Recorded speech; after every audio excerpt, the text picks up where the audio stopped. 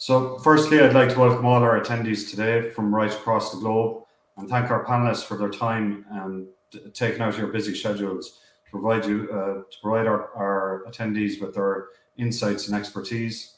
So climate action by its nature is a complex subject. It requires transformative change in the way we live, the way we work, and in the way that we do business. There's lots of talk lately about commitments to net zero or reductions in the distant future. But despite these commitments, fossil fuel usage is predicted to continue past the thresholds for global warming. Our panel today are professionals working with business to take climate action, not just talk about it. They come from backgrounds of sustainability, energy, supply chain, digital, human resources, and carbon. Our panel is diverse because the challenge that we face is unprecedented. It will take professionals from all areas of business to support this transformation and to guide companies on the best approaches. There is no one-size-fits-all approach for any business when it comes to climate action, and we need to make changes in multiple aspects of each business. And they all need to be done at the same time, rapidly, but it needs to be done in a coherent and structured manner. And this will involve collaboration between different businesses, companies providing services to businesses in this space, and between government agencies. The time for competition is over. We all need to work together to support this change. It's also never been a better time for businesses to take climate action. There are endless amounts of supports available from the government agencies for any company that's considering doing anything in this space. And Ireland is unique in the level of support that it is offering to companies. We'll bring you through a very quick summary of these supports at the end of the discussion. So this discussion isn't rehearsed. I have no idea what our panelists' views are or where they see the challenges and opportunities. And I would encourage all of our attendees to pop questions into the chat as we go. We intend on this being an open discussion and an interactive discussion as a first step to create an awareness of the challenges that are in business, but also to create new opportunities of collaboration between businesses and professionals working in this space. I'll start by asking our panelists today to introduce themselves and to give us a very quick summary of who they are, their experience, and how they're helping companies in this transformation. So Geraldine, if you'd like to go first, maybe. Thank you, Paul. And just to say good morning and to welcome everyone, and particularly, Paul, to congratulate you on Time Action and this initiative. For myself, my company is called Authenticity, and we work, obviously we work alongside Paul, but we also work with a number of corporate clients, primarily in the food and across the dairy sector, really, where our work is very much focused on sustainability advisory, developing sustainability strategies for businesses that are, obviously both public and private, and as well focusing on reporting, stakeholder collaboration, and working on very exciting projects on the renewable energy side at the moment. My own background then is very much in the agri-food business. I started in farm organizations where I really learned, around policy and advocacy from a comms perspective. I moved into consulting then after that, where I was involved in setting up a food consultancy within Murray, advising a lot of corporates at the time. And then I moved to Glanbia, maybe, I can't remember, 15 years ago, where I was head of corporate communications and eventually became head of sustainability, a formalized approach to group reporting and sustainability, which, I suppose preempted really my decision to set up Authenticity in the last 5 years. And as I say, happy in the space, very much aligns with my own purpose and core values. Thank you, Paul. Thanks, Geraldine. Toby, you might go next. Hi, thank you. Thank you, Paul, for having me as part of this discussion. So my name is Toby. I'm a recent PhD graduate from the University of Leeds, where I studied bioenergy, and it was during my sort of research where I became sort of awakened to the climate crisis that we're in, and I thought we really need to do something about this. And And to me, I wanted to have the biggest impact on the climate crisis as I could. And so with that, I co-founded My Carbon with Michael here. And since then, we've been helping companies of all sizes calculate their carbon footprints, carbon reduction strategies, and then offset their carbon footprints. And when we offset, we try and use the highest quality carbon credits available, ensuring best practice alongside the Oxford offsetting principles. Maybe Michael should follow on from that. Yeah, well, I'm happy to follow on if that's okay, Paul. Yeah. My name is Michael Greenhoff, and I co-founded My Carbon with Toby Green about 3 years ago. Prior to that, my background was in aerospace manufacturing, and I just felt that as an industry, it wasn't as sustainable as I liked, and so similar to Toby, I wanted to see how I could have the best impact possible, and that was to found our own company. So we focused on calculating, reducing and offsetting the footprints of corporate clients. Recently, we've had quite a big focus on digitization and sort of direct integration with SMEs and corporates' ERP systems to provide them with sort of live carbon footprints on a daily basis, on a weekly basis. That's it, Paul. That's great. Thanks, Toby and Michael. And just to say, your surnames, I think you're both destined to operate in the green space with your surnames. Nick, if you'd like to go next. Yes, thank you, Paul, and thank you for this opportunity to collaborate with both the panelists and the people on the call. I'm a consultant now. I have my own business, Supply Advantage.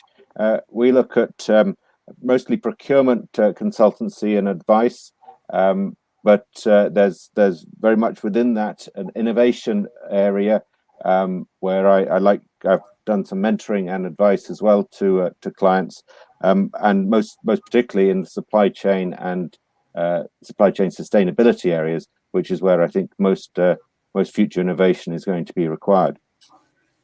This spends on, I suppose my career is over 25 years in the food and beverage sectors, starting off in packaging, where I was sort of production engineer and manufacturing a range of plastics and glass and metal variety. So I've got a strong background in that then took me into operations improvement consultancy, and then into procurement. And I was procurement with Diageo, and probably in the early 2000s, I wrote their first responsible sourcing or sustainable sourcing policies. Bringing that and moving to Ireland, I joined. Well, actually started off with Leading Edge for my first roles in Ireland, and then joined Glanbia, where I managed all the range of the procurement categories. There's spend of probably 1.3 billion across sort of all energy and packaging and ingredients from all around the world, sourced, and across something like 12 business units that had to collaborate. And that's really the theme of what I was doing there, is helping those business units and procurement teams to collaborate for the best benefits that the business has had. And that included working with Geraldine and introducing sustainable sourcing policies and approaches there that would help through the supply base, help the company's objectives. And now, as the consultant, I'm doing similar type of work with both SMEs, public sector, and large corporates in the procurement area. So and when we get to talk about it, I think it's the biggest opportunity for reducing emissions and affecting probably globally the climate issues is through that supply base and the sort of what we're calling Scope 3 emission area. So I look forward to that discussion. Thanks, Nick. And Ivo? Yes, good morning, Paul, and good morning to everybody on the call. My name is Ivo Fay. Similar to Nick, in a sense, I work as a consultant, work independently. Have been doing so for a relatively short period of time, just under a year. Prior to that, I was working for almost 25 years, directly employed in various industries, from financial services through the tech sector, some time in hospitality. So experience across a number of different sectors. More recently, whilst working independently, I guess I'm falling back on my interests, and I suppose where most of my experience lies in through HR management and development. So I'm focused now currently working with a number of businesses on developing their leadership capabilities, both in terms of individuals in terms of their own individual leadership skills, etc., but also leadership teams in terms of how they're driving their businesses forward. Also focus on the discipline of change management and transformation. And I've worked in a number of program management positions over the years. So trying to bring that, I suppose, an improved sense of change management and making sure that transformations or changes that are being led within businesses, that they land more successfully and they hit the right mark. So there are two key disciplines, I suppose, leadership and change management, that I'm working with businesses on. And I guess the third pillar to my work at the moment is my own personal interest, I suppose, in the world of sustainability. And that can take on a number of different dimensions for businesses, I guess, depending on what they do and what sectors they're in. But I think if we're looking at change and we're looking at leadership, I suppose the long-term sustainability aspect has to come into play, and obviously the challenges that every business is facing at the moment in terms of looking to their long-term success, climate action and sustainability has to come into the picture there. So I'd like to work, I suppose we've had these discussions, Paul, over recent months in terms of working more with businesses around that whole aspect of, okay, how do people take a lead on this? How do we consider the people dimension as we work through climate action within companies, and how do we make sure that some of those changes and some of that transformation that needs to happen, how do we make sure that it happens successfully? So that's me. Thank you, Paul.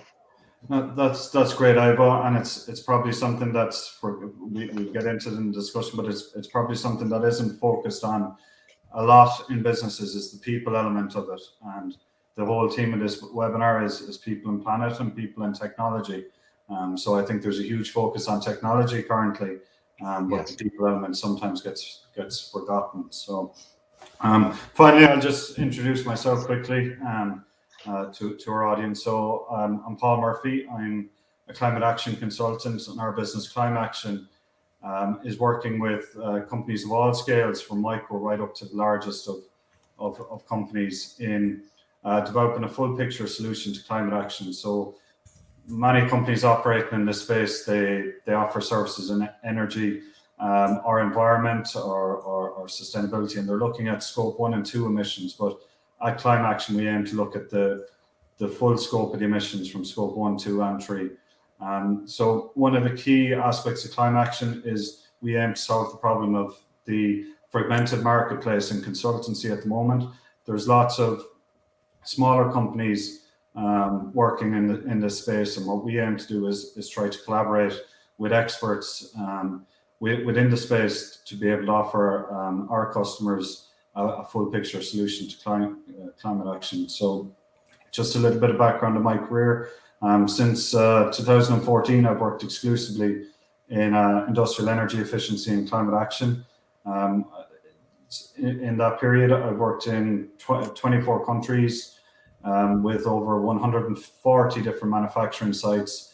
And since we formed Climate Action, we've worked with over 40 SME and medium scale companies as well on top of those 140. We're a very new company, but we're growing rapidly, and we aim to expand internationally to the USA, Canada, and other markets in early 2022. So our first theme for discussion today is people and planet. So just to give a small bit of an introduction to that. So the food, dairy, and beverages sector, they're inextricably linked to the planet. Each of these sectors relies on agriculture to source the bulk of the raw materials. And as a sector, their scope 3 emissions account for, in some cases, up to 90% of their total emissions footprint.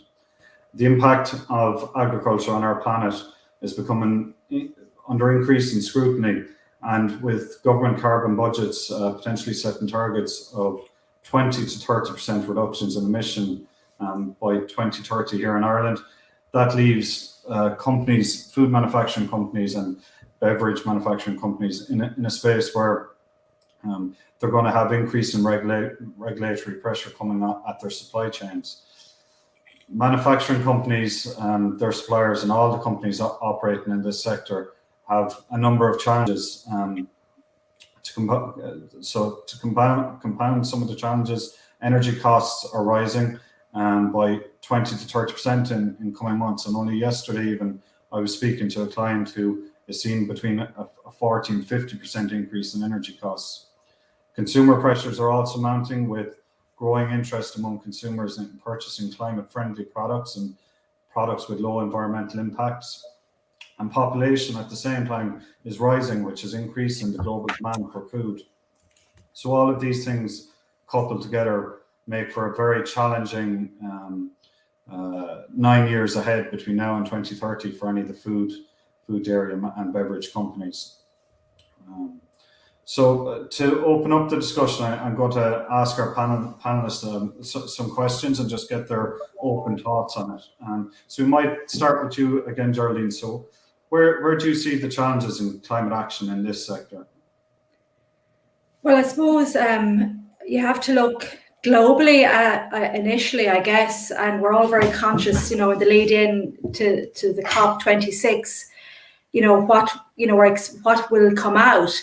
And I suppose the global landscape is very much uncertain, I would say, and especially for the food and food systems, because the impact, that they have potentially on global carbon and climate action is a third. And if nothing else happened, but if the food systems issue is not addressed and everything else is, COP26 and all of our ambitions are set at naught.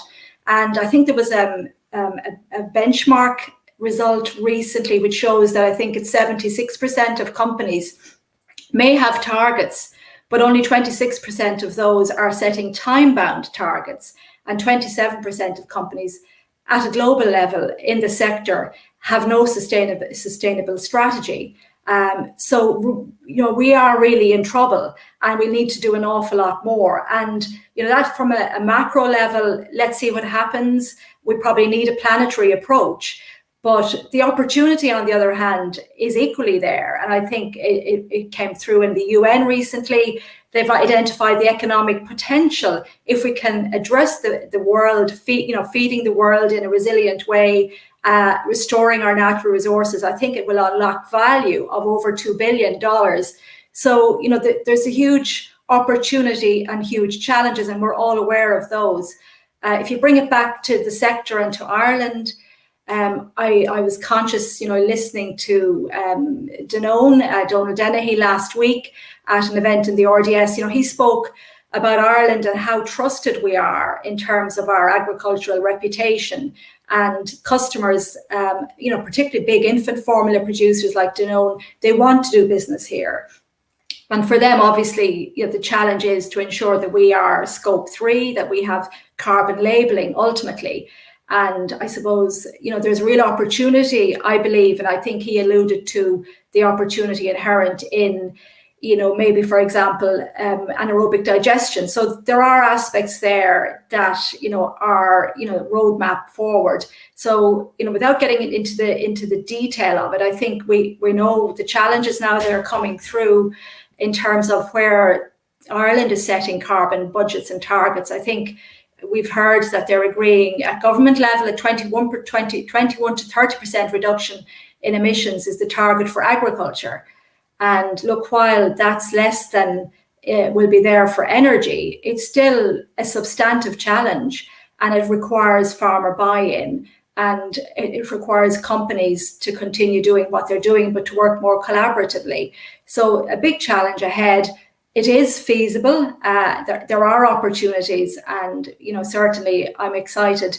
I feel very driven to plug in and work with companies to see where they can have a meaningful impact, and especially bring people together, because this can only be addressed in a collaborative way. So that's probably a number of points that we can drill into later on, perhaps. Yeah, you certainly brought up some interesting points there, Geraldine. And one of the most interesting was around the topic of biomethane. So where I see one of the most significant challenges for companies operating in this sector is the reliance on fossil fuels for heating. And the reliance is in this sector is particularly, it's a particular challenge in this sector compared with, for example, pharmaceutical or other manufacturing sectors, in that the quantity of heat required for food, dairy and beveraging processing is so great that there really isn't any viable technical alternative. So what's your thoughts on where I suppose where the government policy is moving, and are you positive that in time we will see supports for biomethane in the sector? Yeah, look, Ireland, we all know we're laggards in this area, and I see the narrative changing at national level at last. I'm fortunate to be involved in Project Clover, which is a cross-dairy industry collaboration where the dairy sector is working together, and have been for the last over 18 months now. And, you know, we've worked through very robust business cases which show the business case. And finally, I feel, you know, the tide is turning. There was a reference to a pilot AD program in the National Development Plan, which is encouraging. Now, obviously, plans are one thing, policies are another. The Renewable Heat Obligation Scheme is the catalyst that will enable this. And that consultation is underway at the moment. So very interesting signals. We await policy. And certainly the momentum is there. Industry is willing to play its part. I was interested yesterday, or was it the day before, listening to Dr. Jason Clay of the World Wildlife Fund, who was interviewed by the Farmers Journal editor, Justin McCarthy. And he was full of common sense. And he just said, look, Ireland, you know, from a farming point of view, it's, you know, even looking at as an NGO, he would love to see Ireland and Irish farmers take control of an indigenous renewable energy. And he identified biomass and biomethane as the opportunity. And, you know, I think it's on the front page of today's Irish Farmers Journal. So I feel, you know, the work has been done. The proposals are, you know, are very much backed by robust business case. Industry is willing, and the demand is there. And obviously it has the potential to decarbonize the thermal heat requirements of all of the dairy processing sector, as well as huge benefits to the farmer in terms of not just being able to supply another outlet or another demand for slurry or for grass or for other crops, but also to actually become a partner in the future of renewable energy in Ireland, to have an equity, and to eventually, you know, be able to, I suppose, create rural jobs. And it's a win-win. I sincerely hope that we see this coming to fruition at last. Yeah, no, I agree. When I reviewed the Project Clover concept, it really is an integrated approach which gives multiple different benefits right across the full supply chain. It even can reduce the Scope 3 emissions of food manufacturing companies, and reducing fertilizer inputs, and lots of other benefits that come with it. But you also brought up an interesting point there about collaboration and carbon footprint in labels. So, Toby, you're working a lot with companies on identifying the carbon footprint of their products and that. So, where do you see the opportunities for companies in that space, particularly in the food and beverage sector?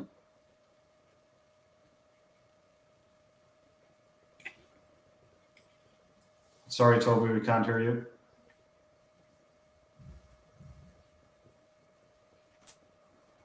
You mute your speakers. How's that? Yeah, we're good, I think. Yeah, firstly, I'd just like to sort of echo Geraldine's points. After doing my PhD in bioenergy, I studied a lot of anaerobic digestion, and to me, where you see agriculture and there's agricultural wastes, whether it's from sort of crops or whether it's through animals, it's a source of fuel, and utilizing that fuel through anaerobic digestion, pyrolysis, or hydrothermal carbonization, you can then turn that into something very useful. So it was nice to hear that and a conversation on that. In terms of where agricultural businesses can reduce their carbon footprint, I've done a lot of work in the brewery sector and how to eliminate sort of their scope 3 emissions. I think, especially when it comes to breweries, they have a lot of carbon dioxide just produced from the fermentation. So being able to fund technology to capture that CO2, that's obviously a big win. So they can capture the CO2 produced in fermentation and use it back to bubble their beer as they need it. When it comes to companies in general, a lot of their emissions are scope 3 related. And it was kind of a thought that I noted down when Nick was talking and introducing himself about his supply chains. And what we've sort of worked on with businesses is actually by implementing a carbon price, they can then justify helping their suppliers in calculating their emissions and putting in places for their suppliers to reduce their emissions, because they're a large company with a lot of funds to do so. With a representative carbon price, it can actually make more sense then for them to invest in their scope 3 and in their suppliers to reduce their carbon footprints, to reduce their total carbon footprint, if that makes sense. And by putting a price, you mean by generating a portfolio of offsets or carbon removals at the initial stages of a sustainability strategy that places a price on carbon, and then using that to drive change. Yeah, so along those lines, so I think it was a pharmaceutical company called Novartis who first implemented a carbon price. It must have been about a decade ago now, and they introduced it at about $100 per ton. And this $100 per ton of carbon didn't necessarily just go into offsets, but it was a way that they could use it to fund sort of reduction activities across their campuses. And it was a method that they could then use to, if someone had to fly from the UK to New York, their ticket price automatically increased by $100. So it sort of made the actions a bit more consequential to them internally, as well as then, okay, if we are going to do this flight, we now have money to offset it, and then there's money to put into reductions elsewhere in the business. And if you have that money, you can then use that to fund calculating and reduction activities within your supply chain as well. Very, very interesting. Very interesting. And from a carbon footprint labeling perspective, where do you see the opportunities for business in that space? Because I know from doing carbon footprint assessments myself in the food sector, you can end up with 10 different answers for the same vegetable, for example. And it's a very confusing space. So how do we, I suppose, or where do you see the opportunities in simplifying the carbon footprint labeling of food products, and how will that impact business? I think when it comes to carbon footprinting, it's all averages at the end of the day. When you look at emission factors, you look at the DEFRA emission factors, they were created by someone at the University of Leeds who sits there, looks at data, averages it, and sticks it in a chart.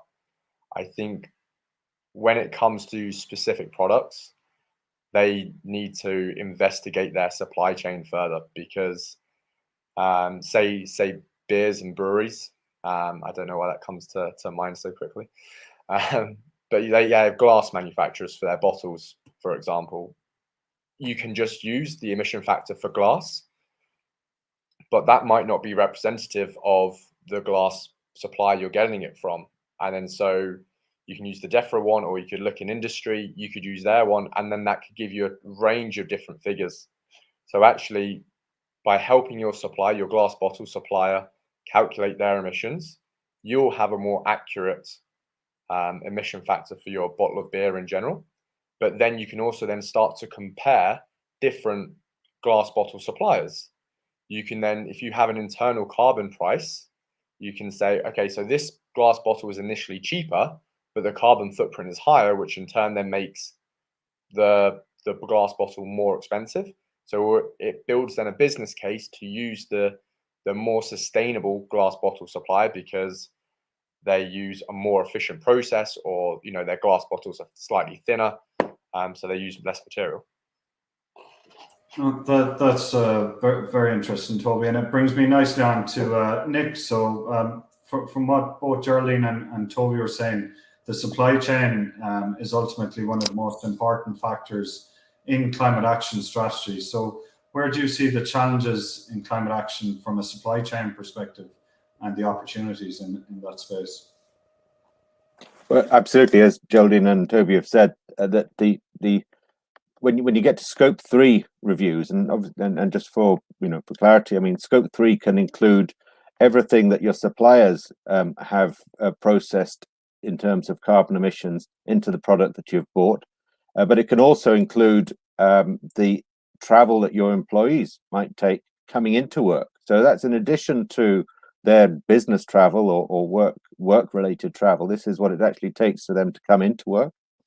And you also measure your value chain emissions, which could be everything down the line that your customers have used in terms of the product that you've sold them. So you can imagine for car manufacturers, they have a very low carbon emission, probably just from assembly, but they have a huge amount in terms of the steel and the other materials that they've bought in, and they've got equally, obviously, a huge amount of emissions that are the result of that car or that vehicle being used by their customers. So when you go to Scope 3, it multiplies the carbon intensity of your business. Take someone like Walmart. They reckon that 90% of their total emissions are in their Scope 3. I think other businesses and like Diageo or a lot of consumer goods companies would probably certainly say 75% would be outside of their business. So when we do start to think of the real carbon impact of companies, it's so much of it is going to be in the Scope 3. So that it's just multiplied the issue, I suppose, for many companies. And we're quite at the early stages of really understanding it, and as Toby's illustrated, the measuring of it, and you've said, Paul, is a real challenge, and that is going to be very difficult.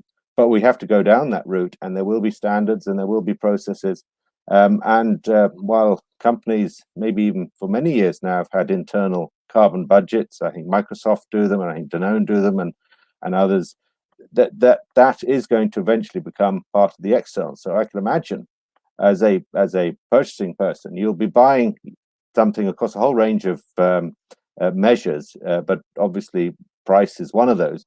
But I think there'll also be the carbon price. So you'll be starting to say, so what is their carbon of those items that we're buying? And you can, as Toby says, compare suppliers and make your decisions based on that, along with all the other criteria that you use at the moment. So yes, it will change things. Thanks, Nick. And I suppose this year, with the impacts of COVID-19 on the global supply chain, security of supply of raw materials and inputs into businesses is a big problem. So how from your experience, are you seeing businesses balance sustainability and security of supply? I mean, I treat these issues all as part of your risk management. As a person responsible for the procurement of goods and services coming into your company, each has some various risks that are there. And clearly supply chain, as we've seen, and the bottlenecks that have been created through, first of all, a sort of slowing down, a huge slowdown in terms of demand, and now a very rapid increase in demand in parts of the world that isn't necessarily reflected in terms of other parts of the world where they're being supplied from actually ramping up as quickly. And then all the other difficulties of probably an element of panic buying. I mean, particularly, we've seen that recently in terms of fuel supply, but we're probably seeing it now in terms of the commodities and other purchases that companies are making, that if they think they're in short supply, they're buying extra. So stocks might be rising as well when they can get hold of them. So I think we've got quite a few months of sorting that sort of like mess out and get back to the sort of stable supply chain that we were in before. But even if you think before this, we would have looked at issues that could happen in your supply chain. So you'd be looking at the risk of a significant either natural or other disaster that was going to reduce your supply from a particular region. If you remember the tsunami in Japan, that cut out an awful lot of supply from Japan for a lot of people, and that if they had prepared for those type of things, then at least you'd have other sources available. So I think that this and now we're going to be coming towards this, introducing the same type of risk analysis for sustainability reasons, and that can be a whole range of particular concerns. And you want to have that risk analysis done so that you fully understand where your exposures are and have mitigating strategies in place. No, that's great, Nick. And Geraldine, just back to I suppose the supply chain then as well. So within the food and dairy sector, as we said, the tail of the carbon footprint, or the majority of the carbon footprint, comes from farm level. But I know from working with farms directly in decarbonisation, it's not an easy task. So where do you see the practical solutions that could be implemented at a farm level to reduce emissions?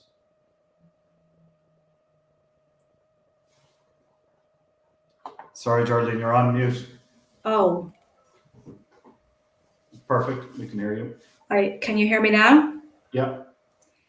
I think I referred earlier to customers like Danone who are happy to do business in Ireland, but yet can see that we are challenged when it comes to the scope 3 and having the carbon footprint and the carbon labelling. So interested in what Toby and Michael are doing for sure.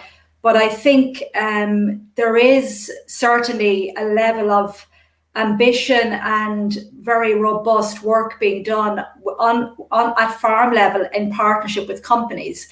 And this is happening right across the world, here in Europe, in Ireland, in North America, where companies, to set scope 3 targets, have to have robust plans in place to achieve them by 2025, 2030.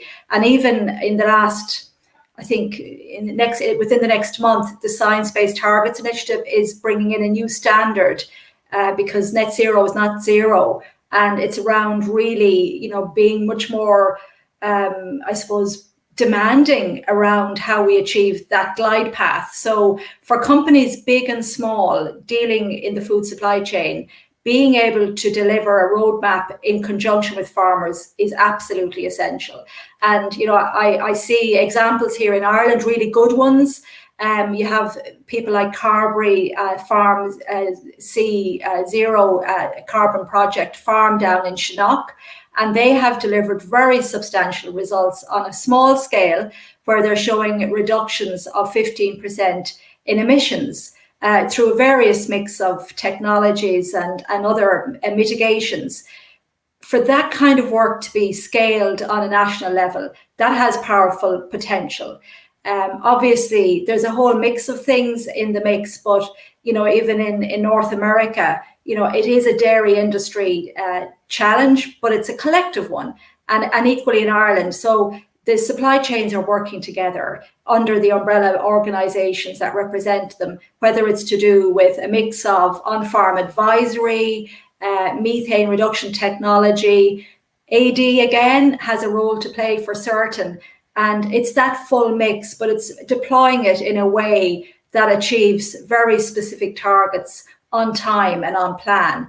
And fundamentally, this is not just about doing the right thing from an environmental point of view, but it's also about socially and economically, making certain that we have a long-term future, in terms of protecting the livelihoods of farmers and rural communities. So it requires a lot of leadership and investment. And companies, the bigger companies, are certainly coming up to the mark.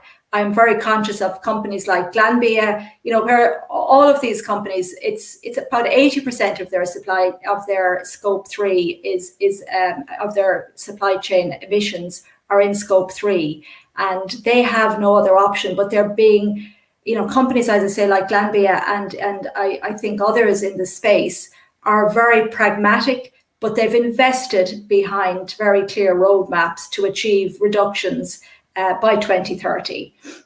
And that requires leadership, investment, and working with others across the sector. So that's, I suppose, really at a high level where I see it going. For smaller companies, it is going to be, about, working together, mentoring, joining umbrella organisations. Even in Ireland's case, there's really good work being done in the case of Business in the Community. They have a low carbon pledge where members, are supported in achieving their emissions roadmaps. So perhaps, we could go on in different directions there, but I suppose, cows aren't the issue. The issue is pollution. So we have to be able to work with farmers, because they are, in the main, farmers are innovators, they are adapters, but using the right metrics is key, and it's not about compliance really. So being able to change, being able to work through all of that with farmers, arm in arm. Thanks, Geraldine. And I suppose to really bring farmers and agriculture along, it really needs to make monetary sense for this to be done. And one of the innovative things I think about that Farm Zero project is the researchers working on that are trying to develop an app which can support monetization of the carbon benefits of the project, so that the farmers would actually get paid for, I suppose, achieving reductions to allow them to sell the credits of the reductions. This is something you're working on, Toby, extensively as well, in carbon footprinting. And have you seen anywhere, either in Ireland or the UK or globally, where farm levels verification of emissions reductions or emission removals are being used in the offset market?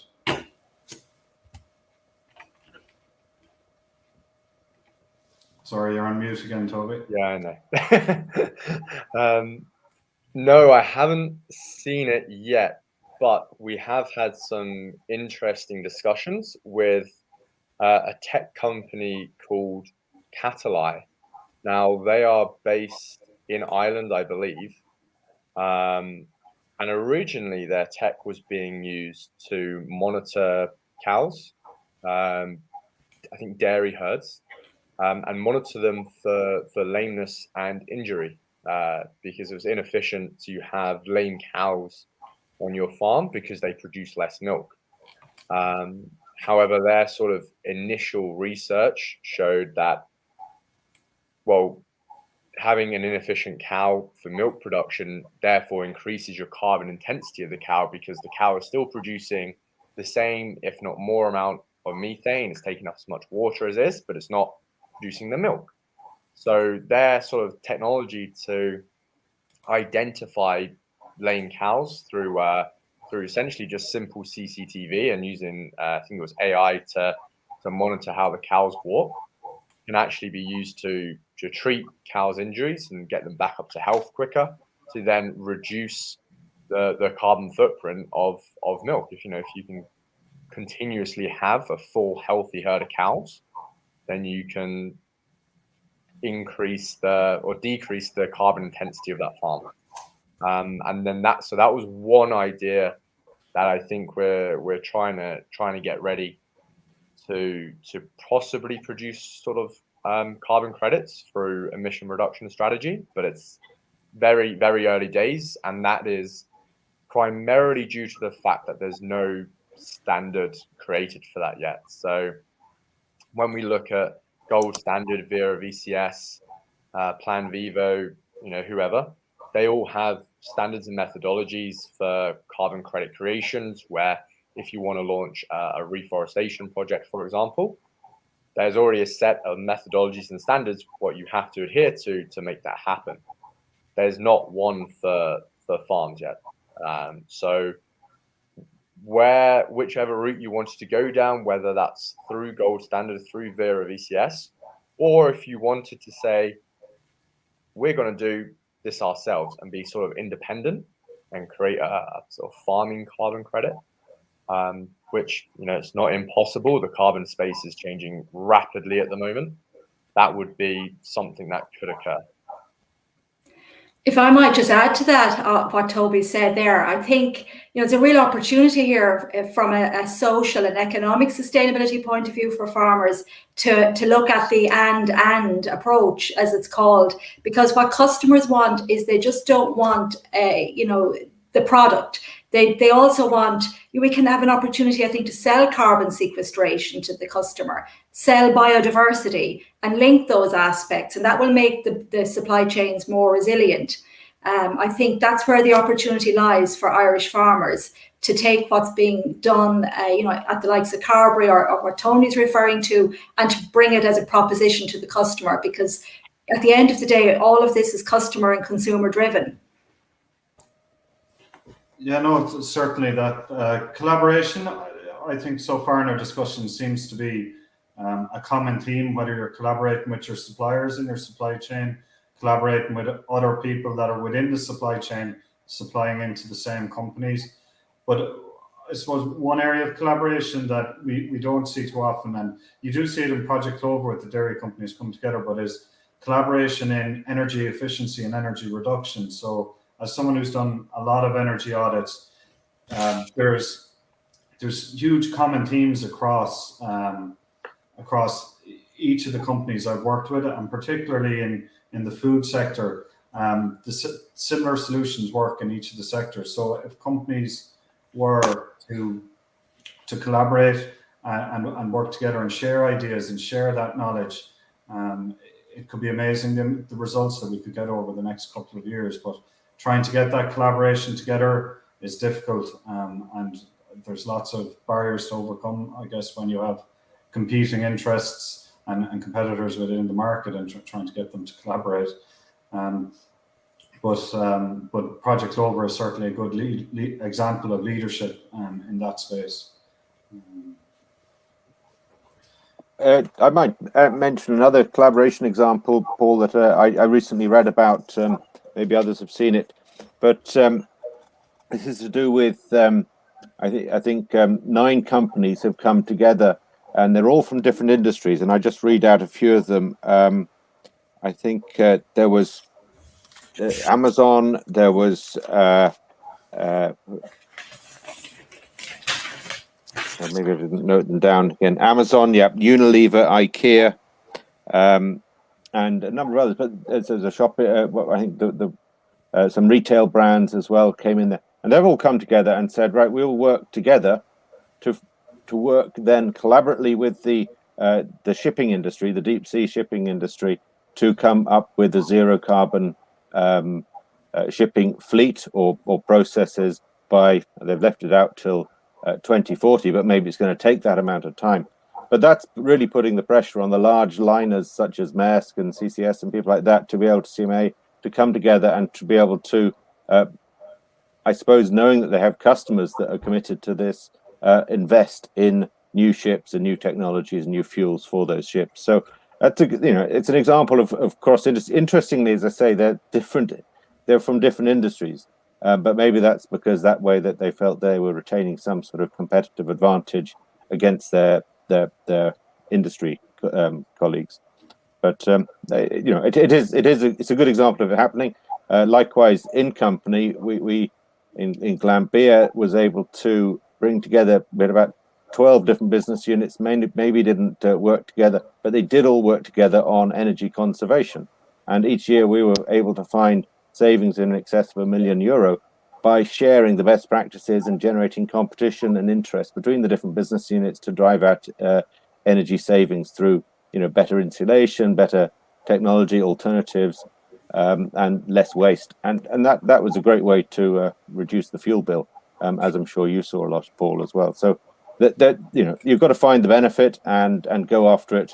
And I think people are willing to work together on those type of projects.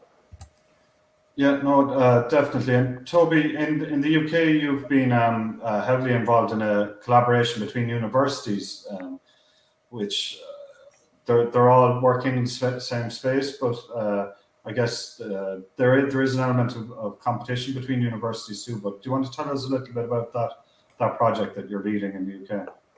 Yeah, sure. Thanks. So I was lucky enough to be invited onto writing a paper for COP26 with a couple members of the IPCC, as well as some incredible academics in the climate space. And the paper was all about how to use carbon offsetting to achieve net zero. And it was all about sort of best practice on carbon offsetting. And through this paper, I realized it's incredibly hard to do best practice carbon offsetting. And especially if you don't know the voluntary carbon offsetting market, like as an expert, then it's just a minefield and it is ready to trip you up. Whether that's being purchasing high risk, poor quality carbon credits, or whether that's being overcharged.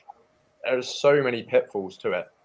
And so that's when I put on my business cap and suggested, well, look, instead of each university trying to figure this out on their own, because they were trying to figure it out on their own, and instead of each university almost not doing it because of the risk of getting tripped up, which was a big issue, let's form this coalition of universities who want to get into carbon offsetting, but kind of want all of that background work done for them. So what me and Michael did is we co-founded the Carbon Coalition alongside the EAUC, which is kind of like the environmental agency for universities and colleges in the UK. And we put together sort of, a set of principles around the group, which one of the main ones of that sort of governing principles was reductions must be a priority. Universities must be committed to reducing their carbon footprint and not just offsetting their carbon footprint. And then the second was sort of like a methodology document on how we can score carbon credits and how we can ensure that they are of a high enough quality that a university can stand behind and say, we've offset our carbon footprint of travel with this project. We can stand behind this and say, we truly believe that that carbon has been removed from the atmosphere. Because at the moment, just because there's, a standard that says they're called gold standard, that's just their name. They still have financial incentive to sell credits, and put out as many methodologies as they can, because that's how they earn money at the end of the day. And the same with Vera VCS, it's same with Red Plus. And so what we try and do is we try and navigate our way through this voluntary carbon credit minefield, and we put together a portfolio that encompasses a range of climate solutions at a price which is justifiable. It's not, some carbon credits you can get for as little as £3, but paying £3 to offset your carbon footprint is meaningless, and you're not going to incentivize any reductions through that. Equally so, as much as I want all the universities to offset purely with Climeworks based in Switzerland, they're at £900 a ton. And that is, again, that's just unrealistic. So it's actually, coming up with a price that is almost like a tough pill to swallow for the universities, but at the same time, it's not too tough for them to swallow. They can get on board with. And then every year we increase that price. And we increase that price so they justify reductions. And then we increase the amount we work with Climeworks, and we decrease the amount we work with carbon projects that are slightly underpriced, and that's how we roll at the moment. And as a result of that initiative, are you seeing changes being driven in the reduction space within the universities themselves? We've only had the pilot phase, so it's only been year one. But what is interesting, we had 12 universities on board. But what's fantastic to see that because it was a pilot and it was successful, we've got more universities who now want to join for like the long term, and because of some of the problems that we've identified with the voluntary carbon market we've presented to the universities, they kind of now understand that we need to start now so we can have that security of supply when it comes to our net zero target in 2030. Like they now know and understand that come 2030, we can't just expect to offset our residual emissions like that and expect to be net zero like they maybe wanted to be in the first place. And so hopefully as they start coming into us now, we can now say, right, well, if you do want to be part of this group, fair enough, you do have your reduction plan, but we're going to start holding you a bit more accountable to that if you want to be part of this group and use that Carbon Coalition name to your offsets and be part of our portfolio and the benefit that brings to you. So you're essentially going to create peer pressure among the participants within it to Exactly. to drive reduction. Exactly. Something similar could work within the food, beverage, and dairy sectors. Yeah. Really, because it'll be a place for sharing ideas and sharing knowledge, but as well as that, it allows transparency between each of the companies, and maybe a coalition, something similar to that, could be the first steps in agreeing an approach to carbon footprinting of products, of food products, or different things like that. I've seen we have a question in from our audience there. So from Brian Harding, although there's a huge focus on carbon and emissions, are you hearing many Irish companies talking about their adaptation and resilience strategies in the context of different climate scenarios? So I'd say, Geraldine, you might be able to answer that question on the adaptation. Yes, I think if I'm reading it correctly, I think you are seeing a very, I suppose, holistic way of thinking now among companies, and a lot of that is driven by, particularly for public companies where this is mainstream, and also really it's about, as Nick said earlier, risk management. And you're looking at there's things like the task force for climate related financial disclosure, really and putting a lot of pressure on in terms of the quality of climate related awareness and transparency. So mapping different scenarios in the risk management approach is becoming, it's certainly very obvious among PLCs at this stage, and that's where it's at for now. I do think, as regulations take hold and become more mandatory, you will see more of that. So yes, I would say yes, starting to see it.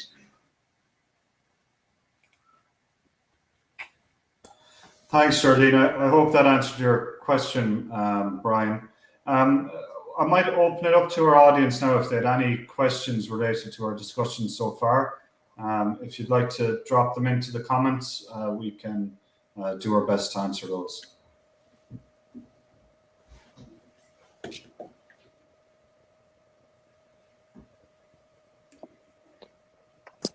Paul, I might just add in terms of what Geraldine said. I mean, take companies beyond companies. I think in terms of different climate scenarios, I mean, I would say that farming and fisheries are already having to adapt a lot of their what they would have done in previous years due to noticeable changes in weather patterns and sea temperatures and those type of things. So it is happening, and those industries close to nature are having to adapt already.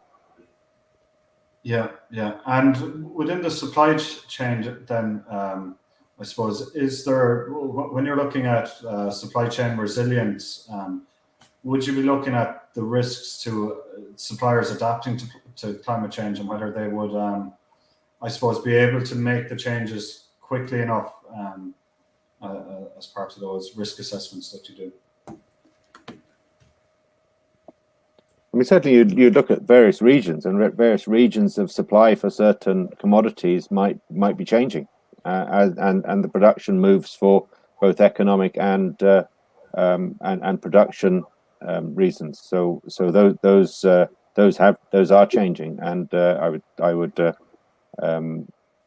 you know, they don't happen very rapidly, so you can adapt over time to those. But that is something to be bearing in mind, as you say, in the risk analysis, to see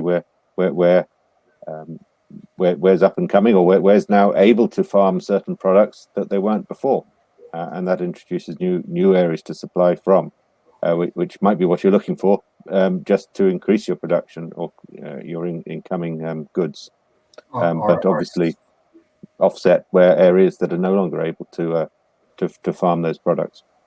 Yeah, I was just going to say that there may be regions where raw materials are coming from at the moment that, with increase in global temperatures, may not be able to supply those ingredients anymore, which could again put pressure on supply chains, and that's probably something that needs to be identified early in any sustainable procurement strategy. Absolutely, yep. Yeah. Okay, so thanks a million all for your for your input. It was an incredibly interesting discussion. We've no additional questions from our audience, so we might move on to the next part of the webinar. So thanks a million, Toby, Nick, and Geraldine. Thank you. Okay, thank you, Paul. Thank you. Thank you very much, Paul.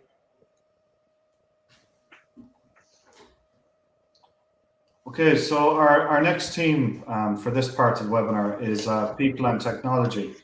So as we quickly discussed earlier, one of the key aspects of climate action is that there's a very strong focus on the technology needed to change, to make the transformative change. But one thing that's often forgotten is the people.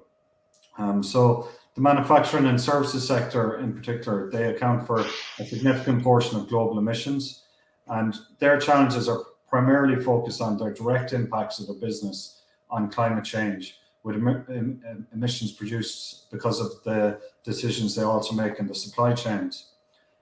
These sectors, many which operate in highly regulated environments, are developed with a focus on quality, health and safety, and environmental compliance. And by their nature, they're not very agile towards change, because I suppose with all of those considerations in place, a steady ship is required. But the future of the manufacturing sector, services sector, is changing considerably with the factory of the future concepts and the emergence of a new wave of services which are reliant on technology, smart, virtual, and digital, being promoted by the industry as game-changing models for the sector. Now, these models, they'll be a global phenomenon where advanced technologies are embraced, agile and lean manufacturing becomes the norm, and where simulation modeling and analytics drive decision-making, and where sustainability is embedded throughout the operations, and where globally dispersed elements of the operations work together seamlessly. But these kind of changes in the digital space, they might seem like very far and distant changes, but the fact is that lean principles, sustainable manufacturing, and service delivery, and the digital revolution, it's here and it can't be ignored. And climate change can't be ignored either. So these near-term realities, they're quite significant changes for the people within an organization.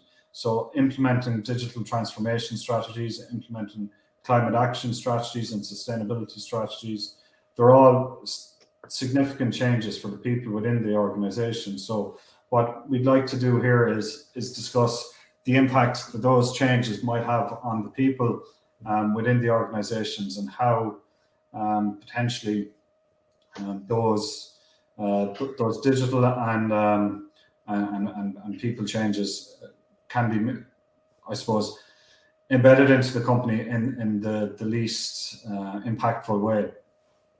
I'm going to move on to ask our panelists here for their input on this. We're also going to talk about the science-based target initiatives, which we brought up in our initial part of this debate, and Michael is going to give us a good introduction to what that is and what it means, what the benefits of it for companies. So we might start, Ivo, with you.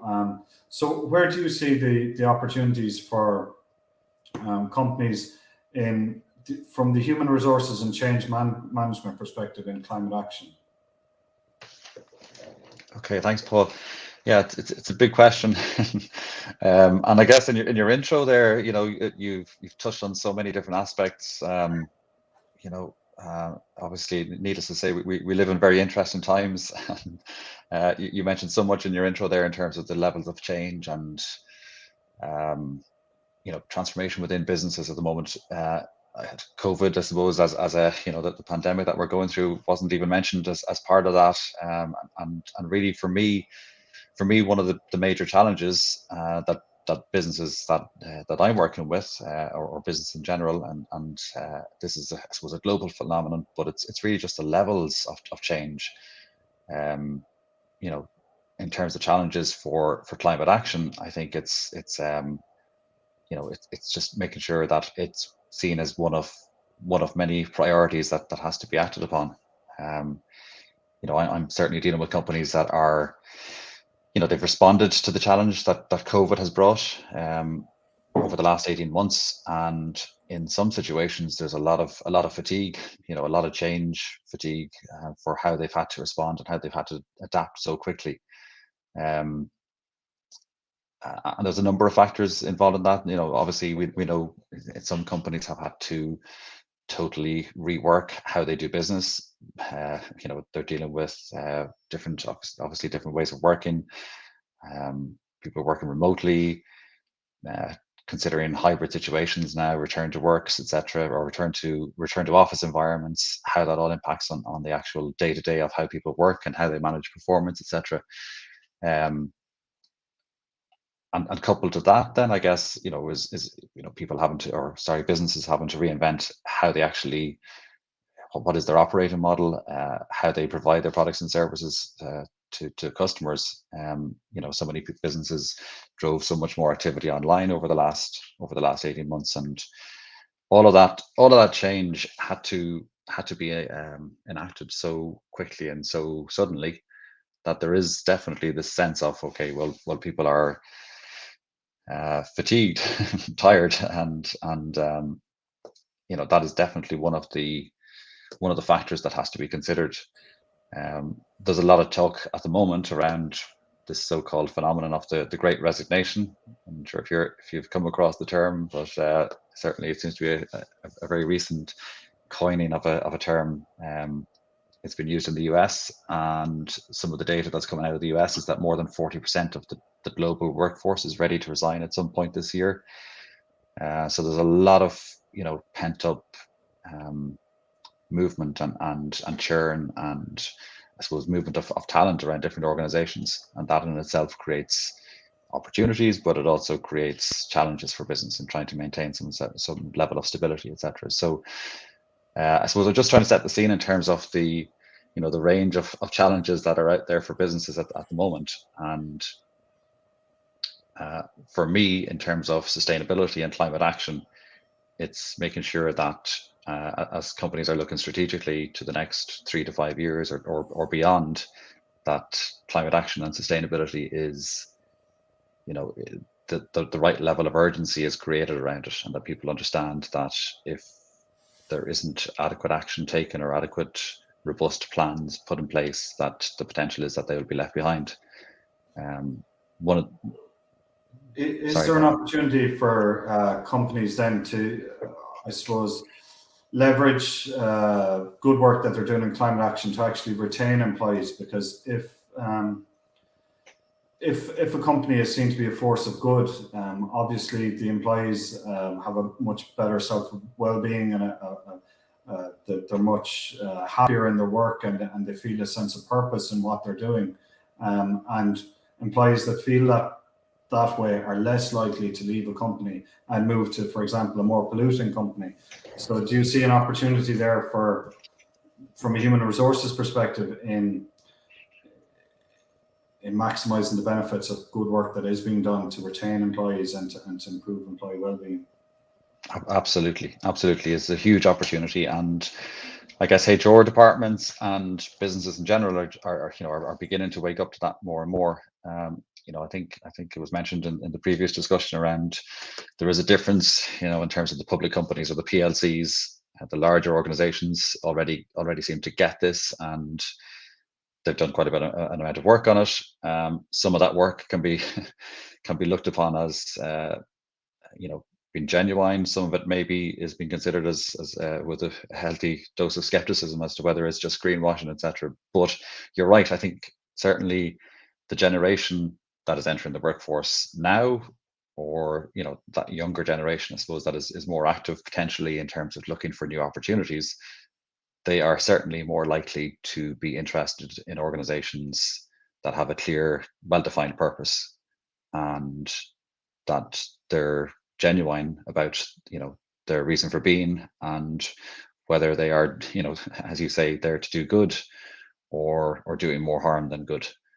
And there is definitely an awakening that there is a higher level of activism amongst people that are already within your organization, but also people that you're trying to attract in, and that if your employer brand and if your reputation isn't strong enough in that field, then you're already at a disadvantage. So yes, absolutely, there's an opportunity there to to make sure that your reputation is at the level that it needs to be, and at least then you're at a good position to attract talent in, the right sort of people into your organization. And with the level of change that that is happening within organizations, as you said, between COVID, digital, within operational excellence improvements, and climate change, are there key strategies that businesses can take to actually, I suppose, smooth that change within the business and ensure that employees buy into the whole change strategy and support the transformation? Absolutely, I suppose there are lots of different approaches. It's good to see, for example, in recent months, the CIPD, which is the Chartered Institute of Personnel and Development, which is the HR professional body for these islands, they've introduced a number of documents around sustainability and how HR functions can contribute to that initiative, or that transformation that's required. So that's only a recent development, I guess. It would have been great maybe if there had been earlier work done on that department, but there's definitely, the narrative is beginning to change. There's definitely an increase in the levels of support and the levels of, I suppose, the modeling that's been done around options and how you go about it. So, for example, that CIPD document would talk about making sure that you check the values of the organization, that they're aligned with what you're trying to achieve, and then making sure that sustainability is baked into all elements of an employee's experience, from their induction process. Does it get mentioned at entry stage, for example? How are they inducted into the organization? Is sustainability a factor there in any degree? Setting objectives, performance management, remuneration, all of those aspects of how businesses and employees interact. Is sustainability baked into that? But I guess if you just take a wider view of change management as a discipline, Paul, as well, one of the most frequently used models is John Cotter's 8-step approach to change management, and the first step in that is all about creating urgency around why that change is required. So for me, that's about making sure that the drivers for climate action and the drivers for sustainability are well understood. And as I said earlier, the larger organizations definitely, I think leadership in top level companies, leadership get this, and that's beginning to filter across the business world for me more and more. But I think maybe as you go into smaller, maybe mid-sized businesses, or startups, that's not always, I suppose, at the forefront of people's minds. So for me, I think there's a collaboration piece across all aspects of the business world, from employer organizations to trade unions to everybody, that there needs to be sort of a joined up thinking around, okay, well, what is the urgency here, and making sure that everybody understands the why, as to why it's important to act on climate action, and what does really 1.5 degrees of warming or 2 degrees of warming, what do those figures actually mean for business on an island such as ours? You spoke about risk management earlier on. There needs to be, I suppose, a better picture painted in terms of the urgency, I think, for people to feel inspired, I guess, to make sure that this is a priority in terms of change management options and priorities within businesses. And really, climate action and sustainability, it's no different to any other business challenge that has existed in the past. So, for example, when companies took a focus on quality, or when they took a focus on operational excellence or health and safety, there's really no difference really in how it should be implemented into an organization. Once it becomes a priority for a company and all of the people within the company, that change can happen, and it can be supported, and it just becomes what they do. And we probably need to start treating climate action in the same space as quality or health and safety. It's something that we have to do. There's no option not to do it. And the long-term business, I suppose, long-term business success will be determined by the actions that they take in climate action in the coming years. Yeah, I think that makes sense. I guess, a lot of larger companies have set up functions around CSR, corporate social responsibility, or sustainability teams. And the risk sometimes is that it's a separate entity, or it's a sidebar, I suppose, a team that operates around reporting and governance, etc., and gets involved, at different points within the organization. But for me, the change that needs to occur, and that's required, I suppose, to really start moving the dial. It needs to be more systemic change within the entire organization. So a simple example for me around, I suppose, the whole activity around GDPR over recent years, where data privacy became really baked into everything that organizations did. So there was that aspect of privacy by design. There needs to be similar sort of language, I think, developed around sustainability by design for every aspect of how a business operates and organizes. So we use, I suppose, the other key point, Paul, around for me is around leadership and making sure that leaders are setting the tone and really driving the change forward. We use a very simple leadership model in some of the work that I do around, I suppose, 3 steps. The first being creating the vision, the second around building alignment, and the third around execution. So as you say, there is no huge difference around this as a major change or transformation initiative. If you take digital transformation, for example, compared to to climate change. But I think it's very important for leaders to build that vision initially. Okay, what does a greener, what does our greener business look like in 5 years' time? What will be the advantages of having a cleaner, greener, better business? What would it look like? What is that vision? And equally, the alignment, I think, and getting people into that, I suppose, that coalition of,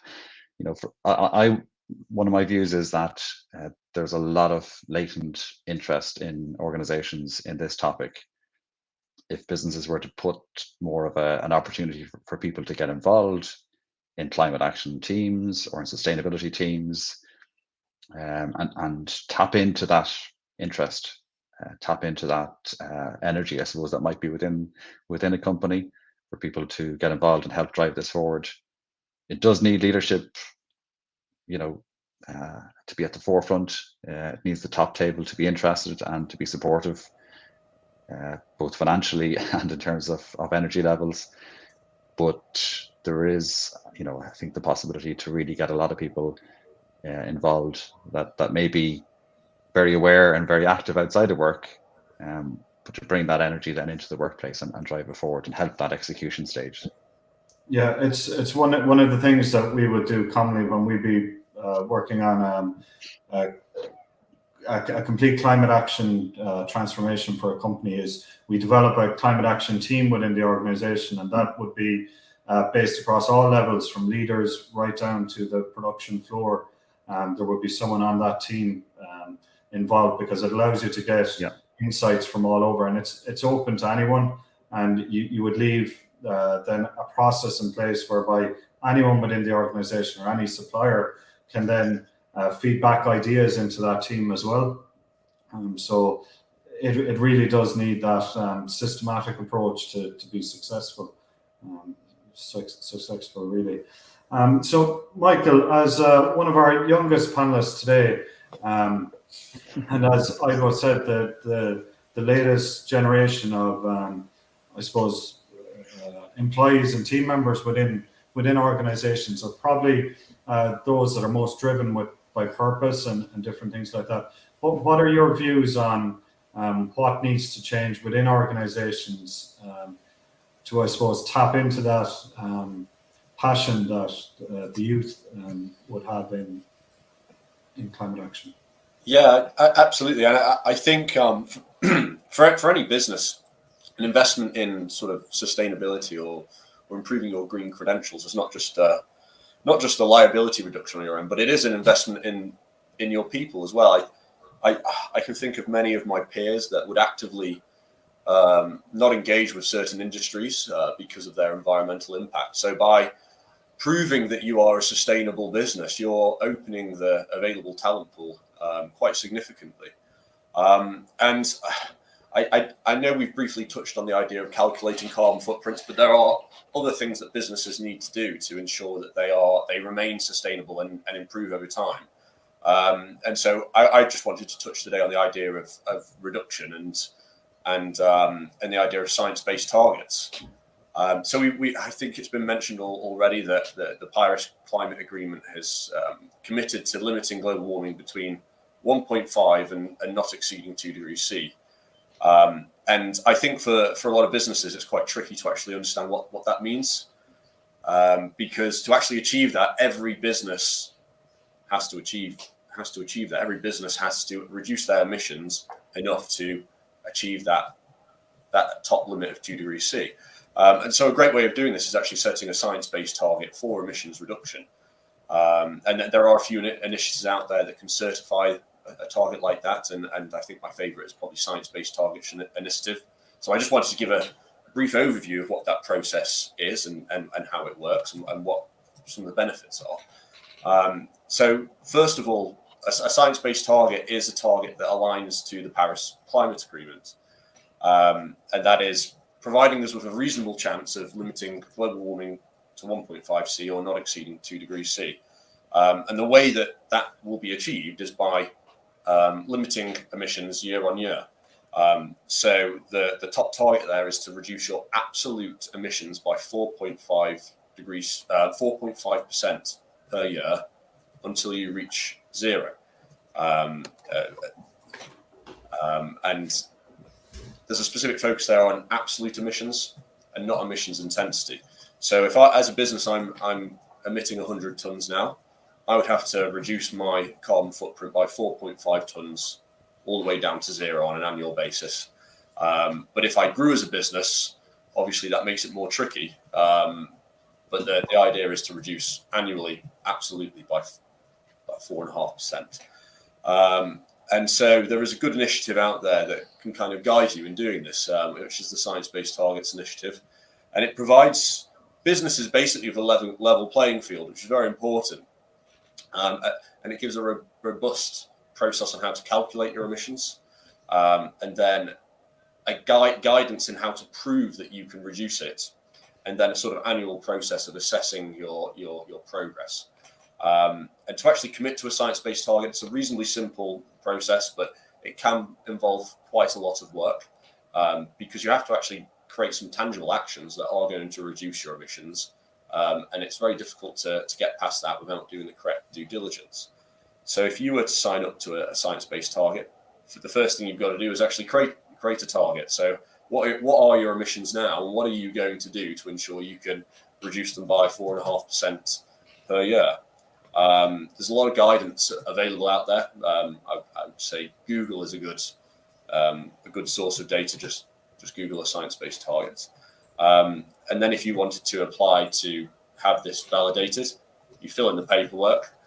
You have a bit of back and forth between the organisation saying, we're not happy with this data, please improve it. We're not happy with this evidence. I'm not sure if you've got the correct assumptions backing your plan.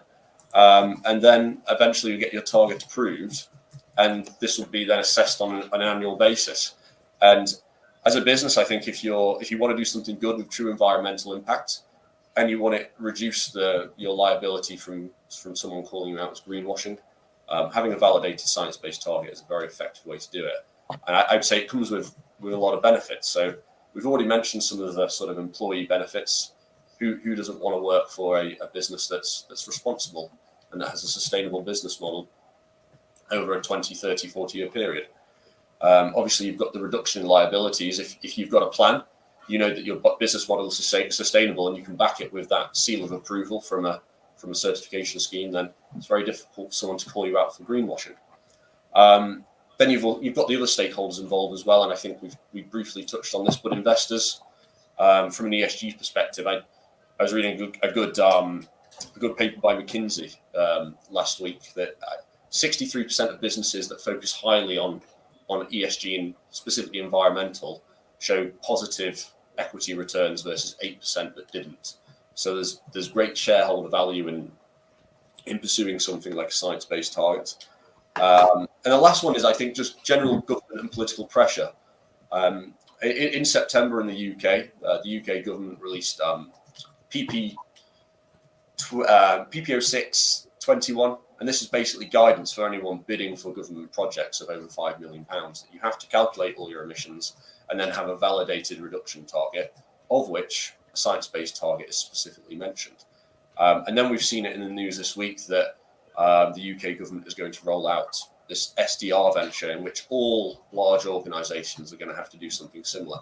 So if you want to prepare in advance for these government interventions, then I think calculating your carbon footprint across all three scopes and then putting a sort of robust sustainability strategy in place is going to be a necessity.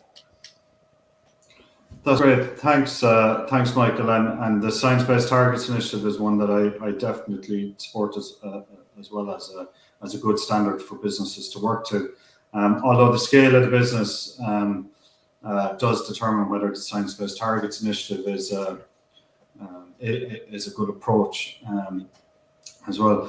We have some questions from the audience there. So for you, I go first. Brian Harding has a question there on what would you do if you found a staff member with a quite radical transformational vision for climate action, and it didn't agree with the limited action by the company? So it sounds like I suppose an outspoken employee, and it's not aligning currently with the company.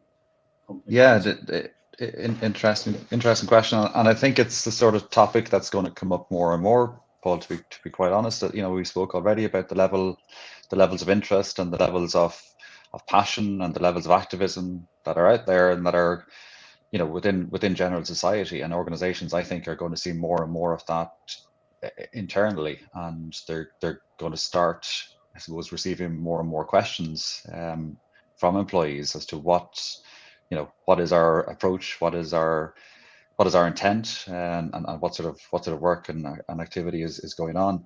I think the first response would be, from my perspective, would be to listen, to listen listen to that individual and to listen to their concerns and their thoughts and their views and make sure that I suppose those thoughts are heard. As to the individual circumstances, then within each organization, it's going to be very, very different. Sometimes organizations just won't be at the level that an individual will expect or demand, and potentially that individual may vote with their feet, and that's the sort of thing that is happening. We spoke earlier around that great resignation phenomenon.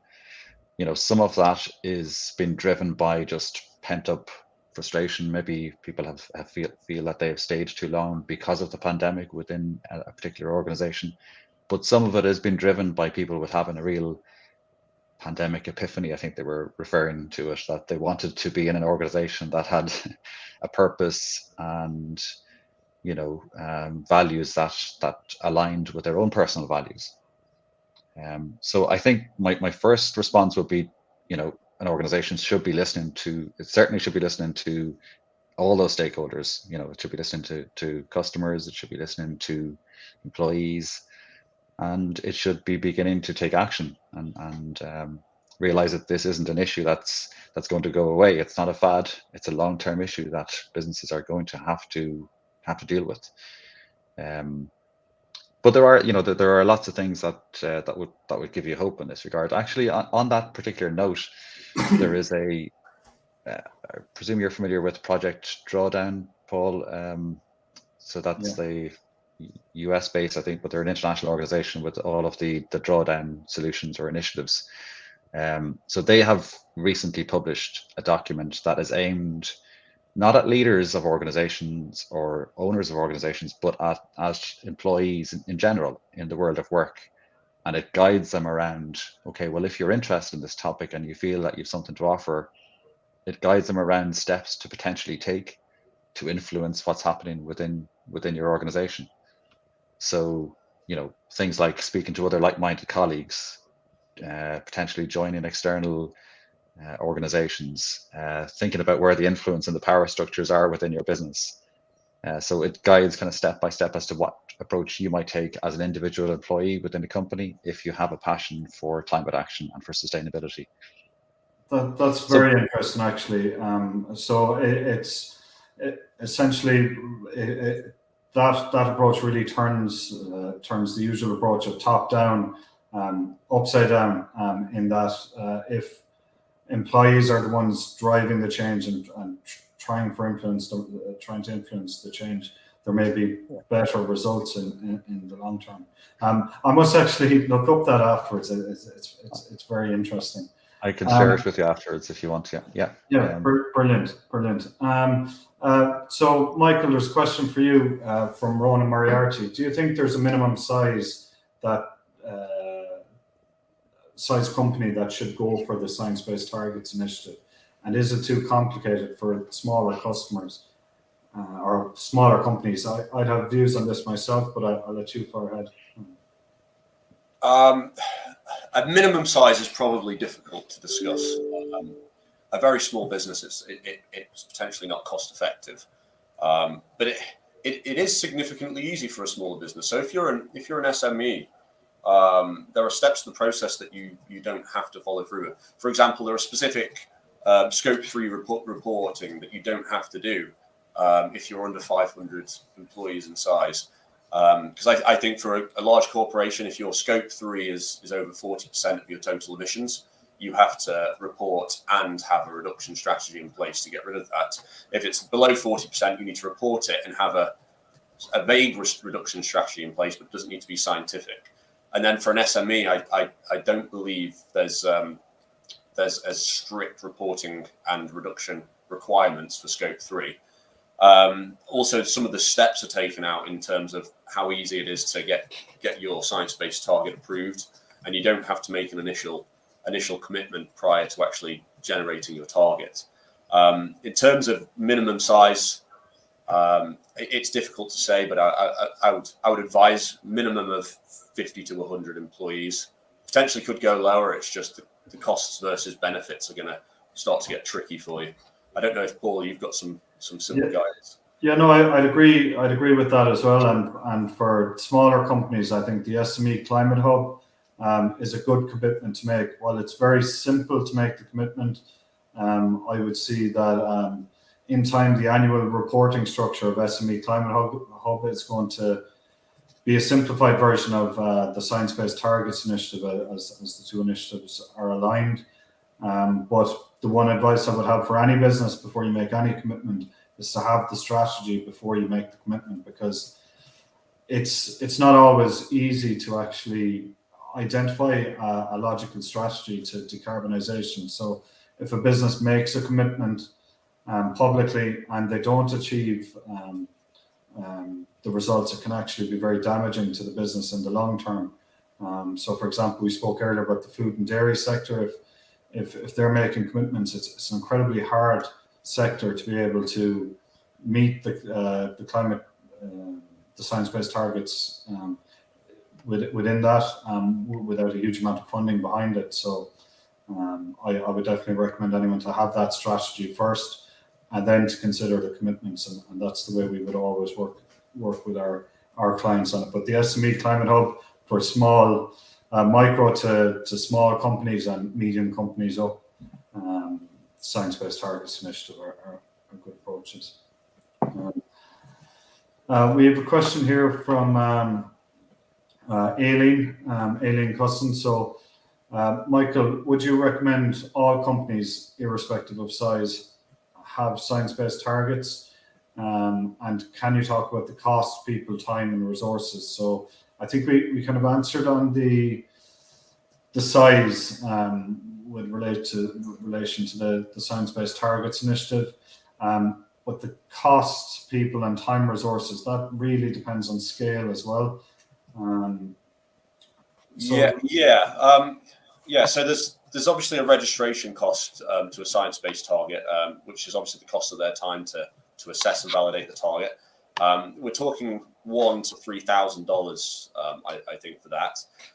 Then the big cost for you is the sustainability strategy, as Paul mentioned, and also the cost of actually deploying that sustainability strategy. So you want ideally a full business model in place, highlighting how you're going to hit that science-based target and how much it's going to cost you. And ideally, you want to try and put yourself in a position where it's actually, you'll get a return on investment eventually, because there are a lot of sustainability practices you can put in place that are cost effective and do bring an ROI. They tend to be in the sort of 5 to 15 year ROI timeframe, but it is possible to actually do this in a profitable fashion. But again, it's highly dependent on size of business. I would say a corporate, this is going to cost you anywhere between 25 and 50, maybe more £1,000 to get that full sustainability strategy in place. For a smaller SME, we're looking at somewhere between 5 and 20, I would say. Paul, again, you've got a lot of experience in this. You might want to adjust those figures slightly.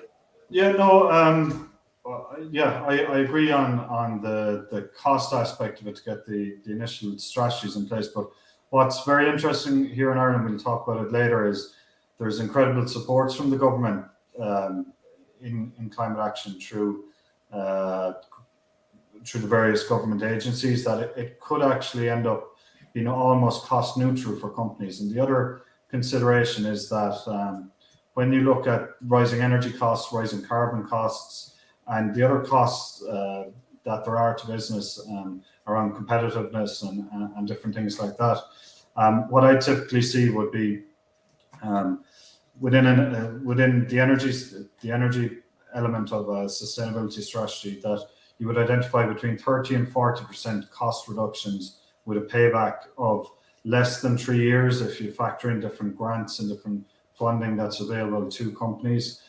I usually say that there's an additional 10% that might fall out to the 7-year payback, and that would be things like renewable energy or other sustainability initiatives that have much longer payback. So there is a return on investment from that, but as well as that, I suppose the benefits that a company gets from a consumer perspective are very far-reaching. So I think a recent Ipsos survey indicated that 63% of all consumers make decisions based on the climate impact of products. So if a company is taking action, has developed a comprehensive sustainability strategy, has signed up to the Science Based Targets Initiative or the SME Climate Hub, and has developed their sustainability and communications plan around that, it's highly likely that that gives them a competitive advantage within the marketplace that actually boosts their business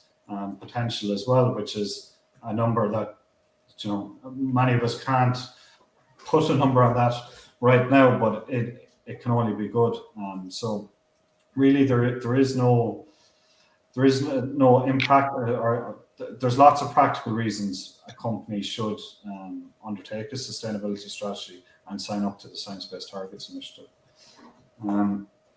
We have another question there from William Hogan to the panel. Do you think financial fines will be inevitable for companies that do not take sustainability and carbon targets seriously, and greenwashing? Yeah, well, just a quick comment from myself. So the UK government has recently released greenwashing guidance, and they haven't identified any sort of intervention from themselves if you don't follow that guidance. But I would suspect that will be coming. I can't think of any global examples of that at the moment, but there is a huge list of greenwashing guidance provided by the UK government on what to and what not to do. And I would suspect as it is vital that this eventually happens, because this has to be done on a level playing field, and we can't have certain industries making certain claims that aren't fair, while certain businesses and industries are footing the cost themselves and doing the right thing. So I would personally actually like to see greenwashing fines. You also then have the other form of cost of carbon, which would be having to pay for what you emit, which might happen in certain industries. It already does happen for certain large energy and heavy industrial industries. So there's obviously a compulsory carbon credit market that puts a cost on those that emit too much and gives a benefit to those that emit less. Maybe we could see an expansion of that in the future to cover a wider range of industries. But at the moment, it's difficult to tell.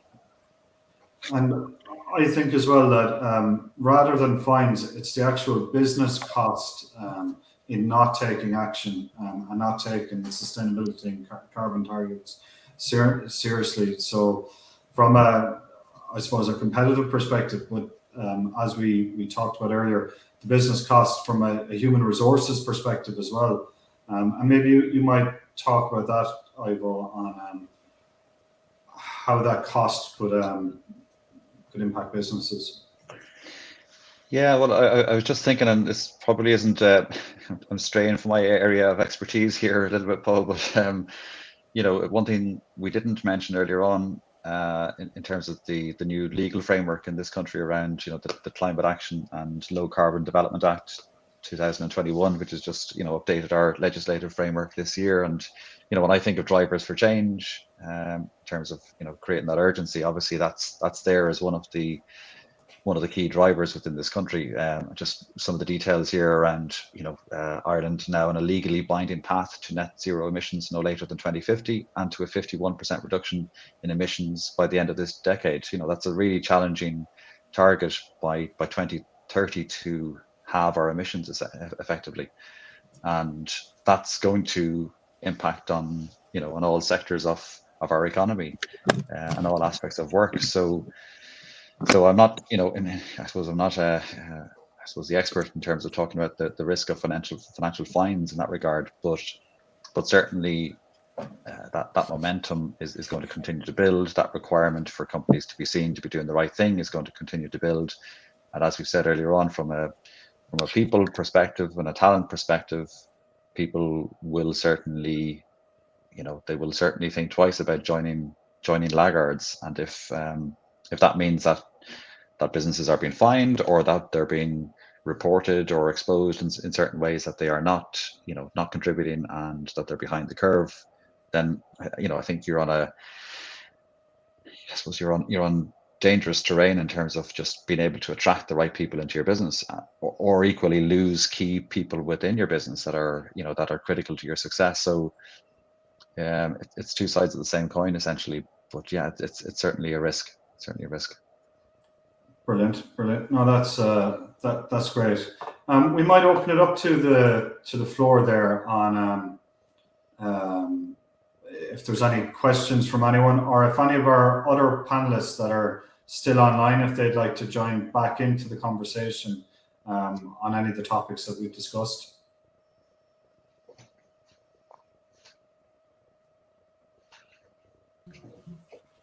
Hi again, it's Geraldine. I just wanted to come back in to say, listening to the discussion, I fully agree that sustainability should be very much intrinsic to the business model of the company.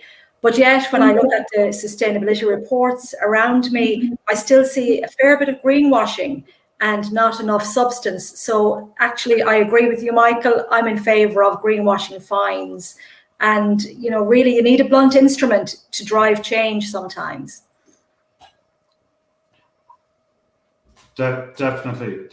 Like if you've ever picked up the sustainability reports of oil companies and read through them, you think they're doing fantastic work, but then you look at the actual emissions footprint that these companies have and what they're actually doing. It's quite minor. Yeah, I'm very much in favour of less is more in reports. It's all about the data. Yeah. Anyone else with any comments there from our discussion there, or anything else you'd like to add to the conversation?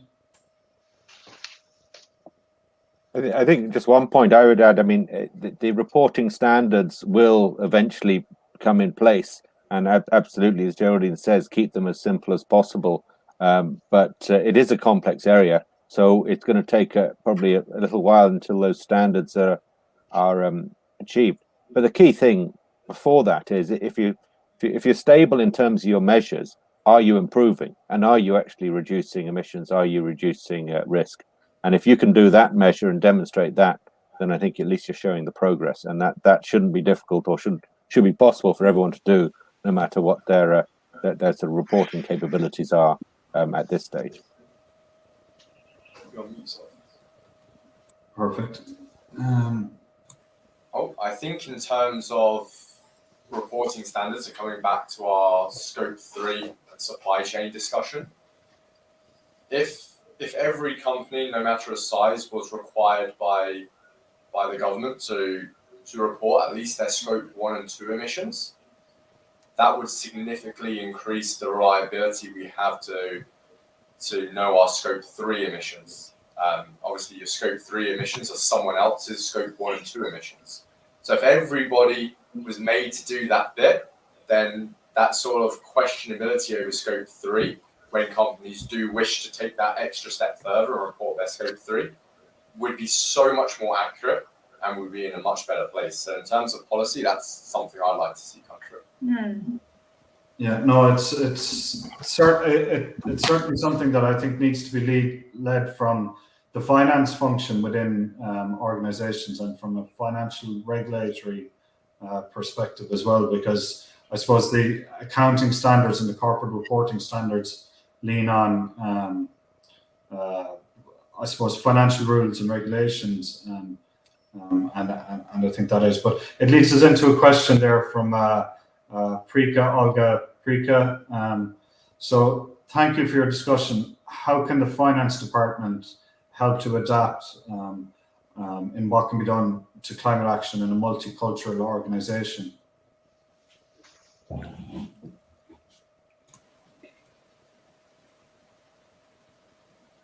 You're muted. Yeah, so in terms of the finance, they've got a really good opportunity, because when it comes down to individuals, working out a carbon footprint from pounds spent isn't too difficult. And so with banking apps such as Monzo, who have already got the tech involved to categorize someone's spend, it'd be incredibly easy to implement like a carbon calculator into that system.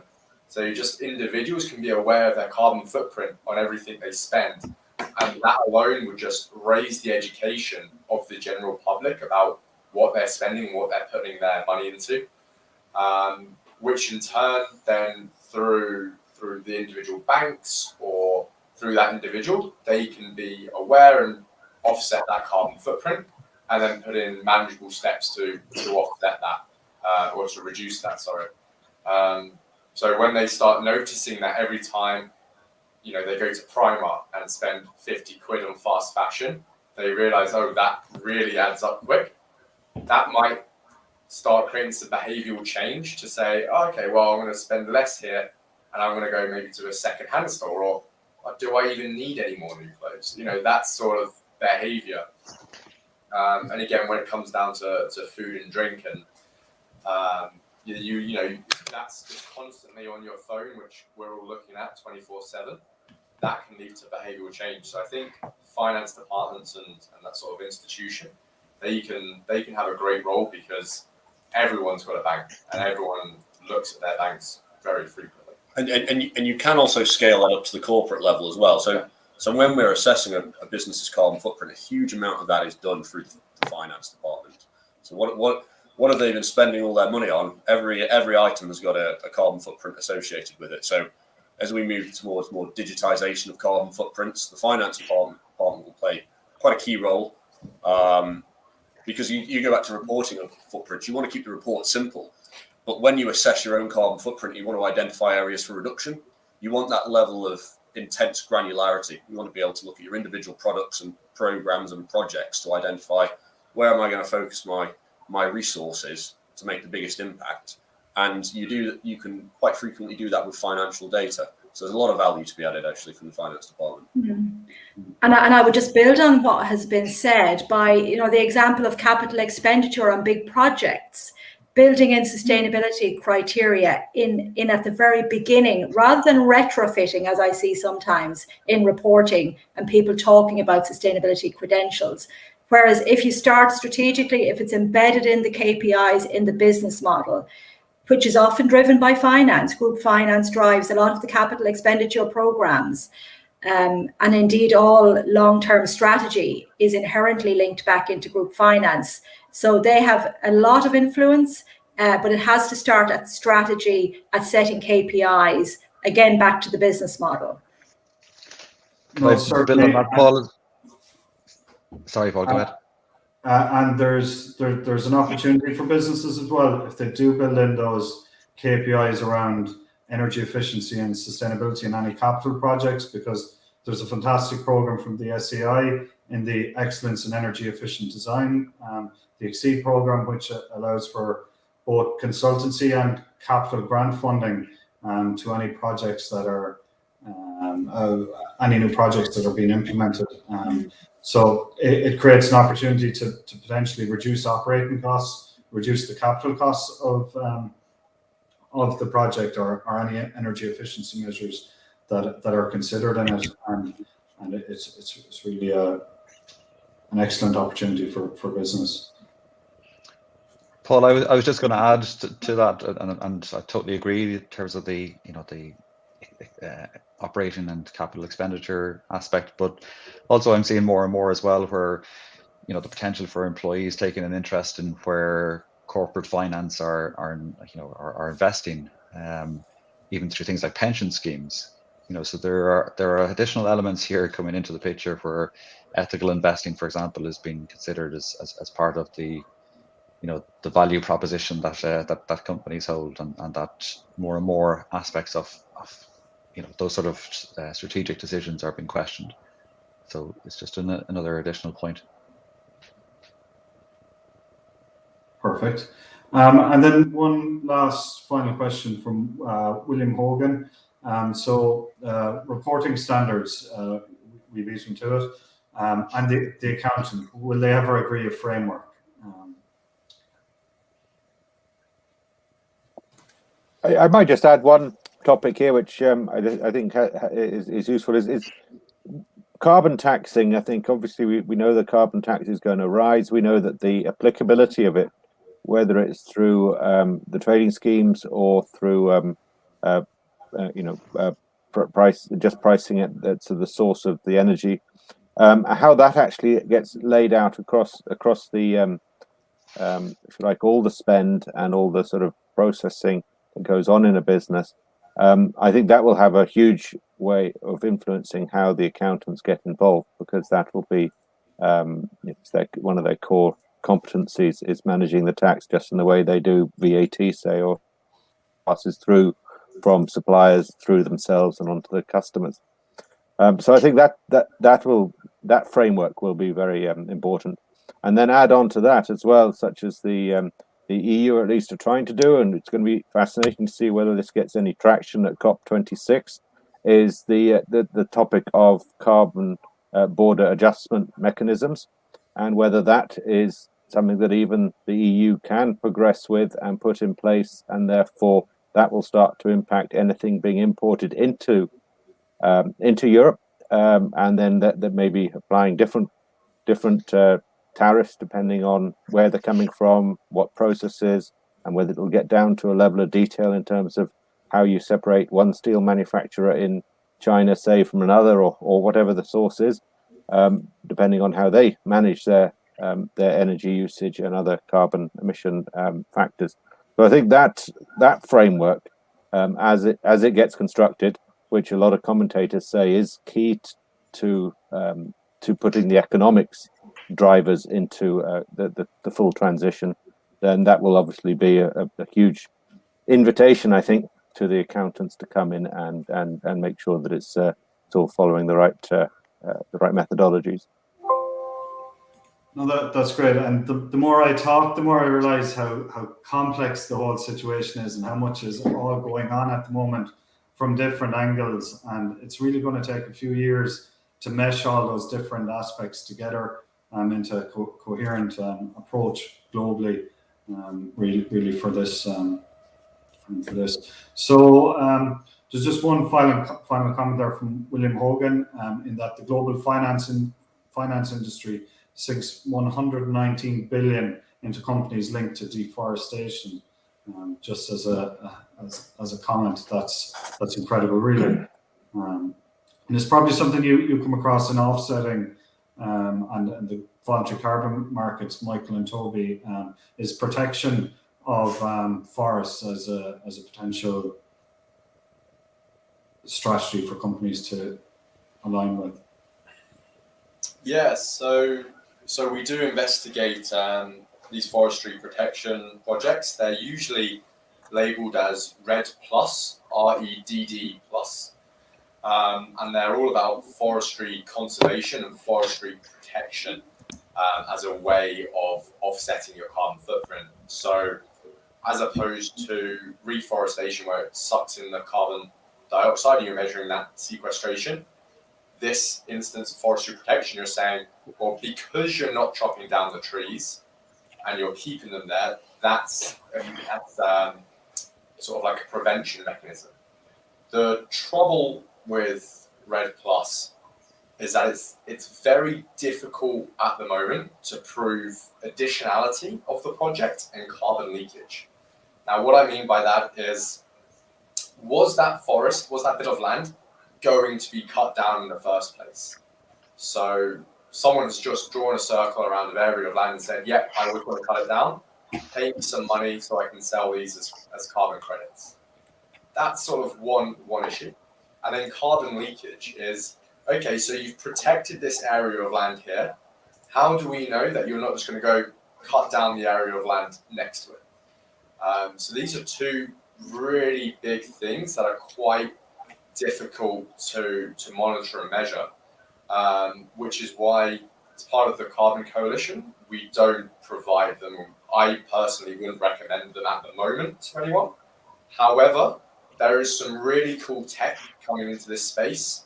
There's a company called Silvera who are doing really well, and they're using drone technology and AI to essentially monitor these forestry protection schemes to justify the additionality using statistics, and then using sort of artificial intelligence to monitor all like the land around it to say, okay, there is no carbon leakage, and that way they can using their technology and their data, they can then score these REDD+ projects and these forestry conservation projects to say, okay, fair enough, these ones haven't been doing necessarily what they said they were going to do, but these ones over here are great. So it just brings that extra step of transparency or verification to these projects.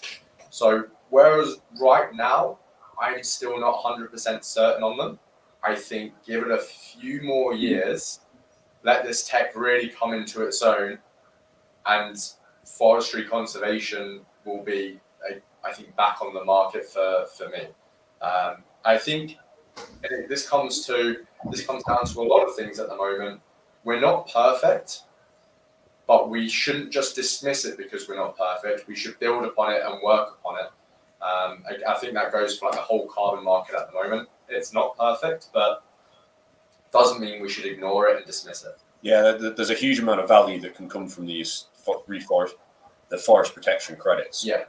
Because it's literally like thousands, if not millions of hectares that would have been cut down. Well, and we need to protect what we've already got. Yeah. That's fact. We can't just ignore what we've got, let it get chopped down just to plant new ones. We need to protect what we've got. But in order for it to count as a carbon offset, we just need that transparency. And, if you're paying for something, you need to know what you've paid for. I think that's the difference between a carbon credit and just a forestry protection scheme. And that's not a carbon credit. So I think that's the difficult bit. And you touched on something there that's very important in any sustainability or climate action strategy, and it's transparency for companies. And it can be very difficult for companies to, I suppose, bring it back to forestry as well, see the wood from the trees. When you're looking at different solutions that are in the marketplace and different approaches to sustainability and climate action, it's very, very difficult. And one thing I would definitely say to the audience, it's to get professionals involved in the and of course we're saying that we're professionals working in this space, but get professionals involved, because we can, I suppose, look at it from an objective basis. We're not supplying technologies, we're not supplying I suppose products as such. We're providing supplying advice, and we can only continue to sell advice if our advice is good, and we hold a certain level of knowledge and integrity within that advice that we give. So by seeking that professional advice, it should make people's sustainability journey and climate action journey a little bit easier. And that brings me on to the next part of this presentation, and is looking at the funding supports that are available to companies who want to take climate action. So I'd like to thank all our panelists for your time today, and it was a very interesting discussion. I think we could probably talk for hours about different aspects of this, and maybe as the world opens up, we'll all meet for a few drinks, maybe, and some dinner someday, and have these discussions. But thank you very much for your time, and I'm going to move to the next part of the presentation, presenting about funding options that are available to companies. Well, thanks for having us, Paul. Thank you. Thanks.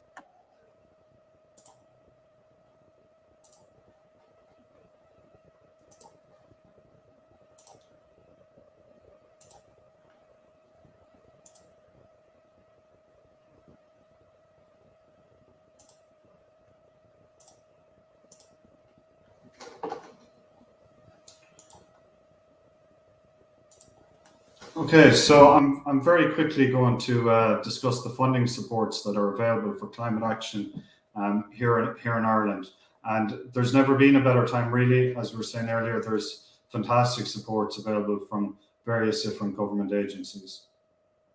So really, to look at the funding supports, you need to look at the scale that your company is, and where that potential funding might come from.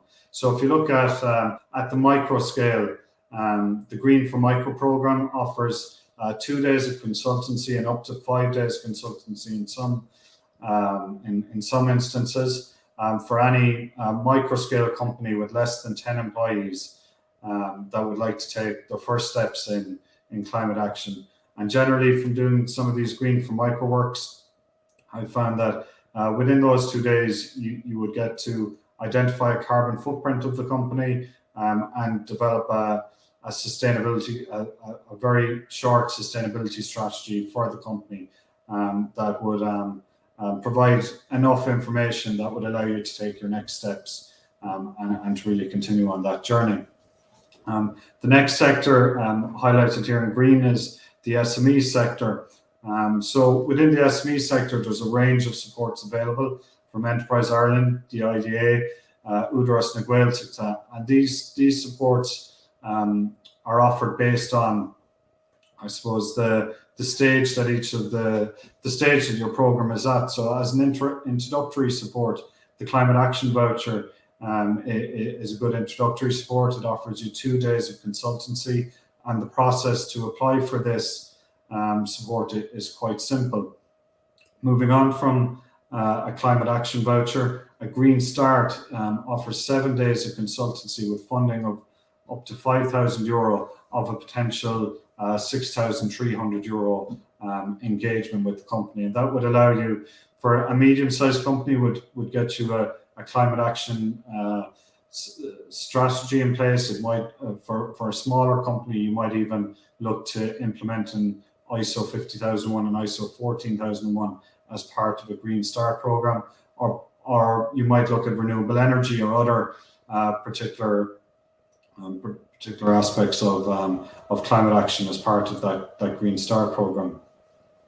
The Green Plus program is a much larger engagement, and that funding allows for 50% funding for training and advisory projects up to a total value of projects up to a value of €100,000. The unique thing about the Green Plus is that it allows for funding of the internal resources that are working on the project also, as well as consultancy funding. So that particular engagement would really look at transforming a company and changing the way that you work and building capacity within the organization to make change. So the Green Plus is a very good funding support that's available. Now, the Green Start and the Green Plus are also available to large-scale companies, which are highlighted here within the pink body, and these for these consultancy supports, you should talk directly to your development advisor or your project executive within Enterprise Ireland, the IDA, or Údarás na Gaeltachta. Within the SME sector, there's a fantastic new voucher scheme being offered by the SEI, and this is the support scheme for energy audits. That voucher scheme allows for a €2,000 voucher for an SME company to undertake an initial energy audit. Now, depending on the scale of the company, there might be additional costs to a company to undertake this, but generally for an SME company, the voucher would cover the cost of an initial audit for the company, and that might be of particular interest to companies who are seeing increased energy costs at the moment, because that support would identify practical opportunities to reduce your costs in the immediate term. Within the SSEA scheme, there's only certain practitioners within the sustainability space that are qualified to undertake energy audits, and you'll find them on the Register of Energy Auditors from the SEI. So here at Climate Action, we're on that list, and we're registered to undertake SSEA energy audits. There's also project assistance funding from the SEI, which is another consultancy support. So that support allows for consultancy in a project that you would like to implement, and depending on the scale of the energy spend within the company, it depends on the amount of money that's offered. So if you spend over €1 million per year on energy, you can get funding up to €15,000. And if you spend less than €1 million per year, you can get funding up to €7,500 in consultancy support for developing a project concept or idea. So that might be, for example, installing high efficiency steam boilers in a plant. It might be looking at renewable energy projects. It could be looking at a suite of energy efficiency projects that were identified as part of an energy audit, and it's really taking them to the next level. So there's funding support for that. And again, for any of the SEI funding, the route to applying for these is through the SEI project evaluation portal or through their website, and they're very, very easy to apply to in many cases. There is also capital funding supports available for companies, depending on, I suppose, your scale, but also depending on what agencies you work with. So, for example, the local enterprise office in some of the border counties, they may be able to offer support for green projects up to the value of about €2,500, or 50% of the capital cost, whichever is higher. And this is available in the border counties. Across Enterprise Ireland, the IDA and Údarás na Gaeltachta, there are various capital funding potential supports that are available for projects and initiatives undertaken by companies. Now, these vary on a case-by-case basis, so it's best to talk to your development advisor or project executive in this case to see where you might be able to, where Enterprise Ireland or IDA or Údarás na Gaeltachta might be able to support your initiatives.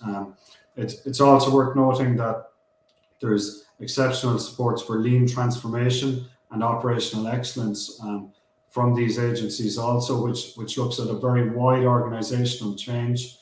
And in any of those lean transformations and operational excellence transformations, it's essential that climate action, sustainability and decarbonisation are built into those strategies, and those supports can be used for that. There's also supports for digital transformation from these organizations, and that again can be used to support development of metering and technology to help in your sustainability and climate action journeys. There's excellent capital supports available through the SEI. There's the Accelerated Capital Allowance Scheme, which is a tax incentive for investment in energy efficient and renewable energy technologies, which allows you to accelerate your offset of your capital in year one, rather than doing it over time. There's the Better Energy Community Scheme, which offers a capital grant funding to projects that have a communities element to those as well. There's the support scheme for renewable heat, which if a company is looking at technologies such as biomass or heat pumps or anaerobic digestion at the smaller scale generally, or smaller to medium scale, there is supports there available to companies in that space as well. As we talked about earlier, when a company is considering a capital project, designing for sustainability and designing for energy efficiency is essential to ensuring low operational costs, but ensuring that you can meet your climate action goals. And the Excellence in Energy Efficient Design standard from the SEI and that process is an excellent source of funding, but also an excellent source of support in being able to identify ways to improve the energy efficiency of any capital investment. So that's an excellent scheme which can offer, I think, up to €1 million in funding. And depending on the scale of the company, again, the level of capital support can range from 30% to 50%, and the level of consultancy support can range from 50% to 70% as well. And then finally, there can be sources of funding from the Energy Efficiency Obligation Scheme as well. And this scheme is operated by the obligated parties, which are the energy companies and supported by the SEI, in that they will support energy efficiency projects that are being undertaken by companies, and they can support this in a number of ways through technical support, financial support, and other mechanisms as well. And that's a scheme that any medium to large company should definitely be considering your options in that.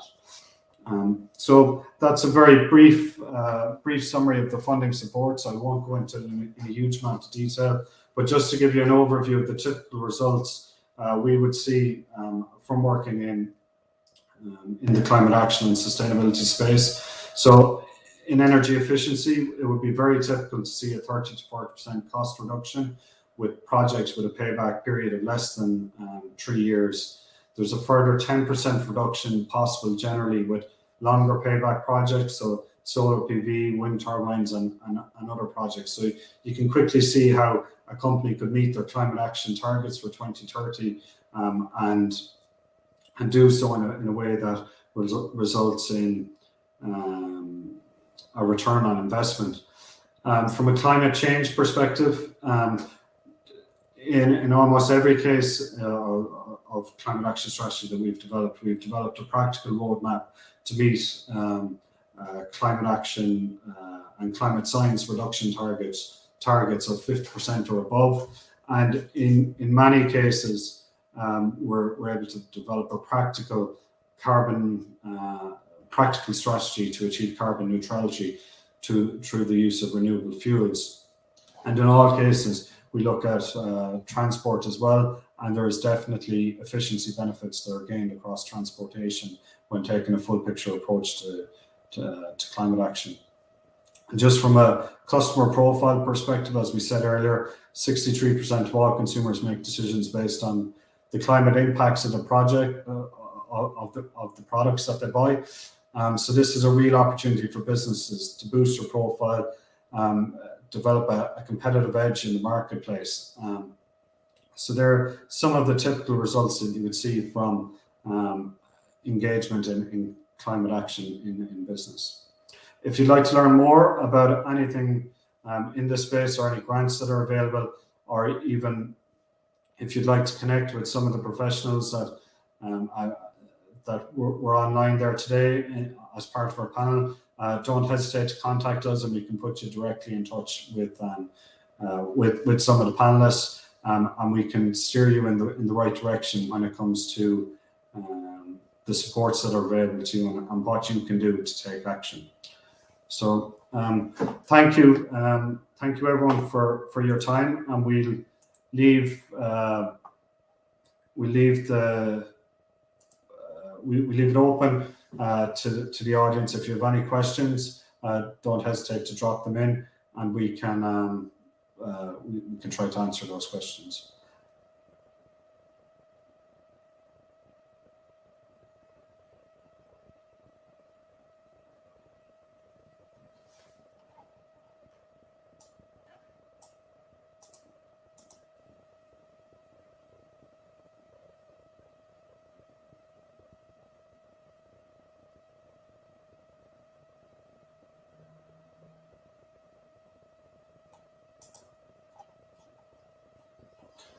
Okay, it looks like everyone is out of questions, so we'll finish up there. And thank you very much for your time and for listening in to us. And as I said, if there's any questions you have, or if you'd like to learn more about how your business can take climate action, don't hesitate to contact us on info@climateaction.com or check out www.climateaction.com. Thank you. Bye now.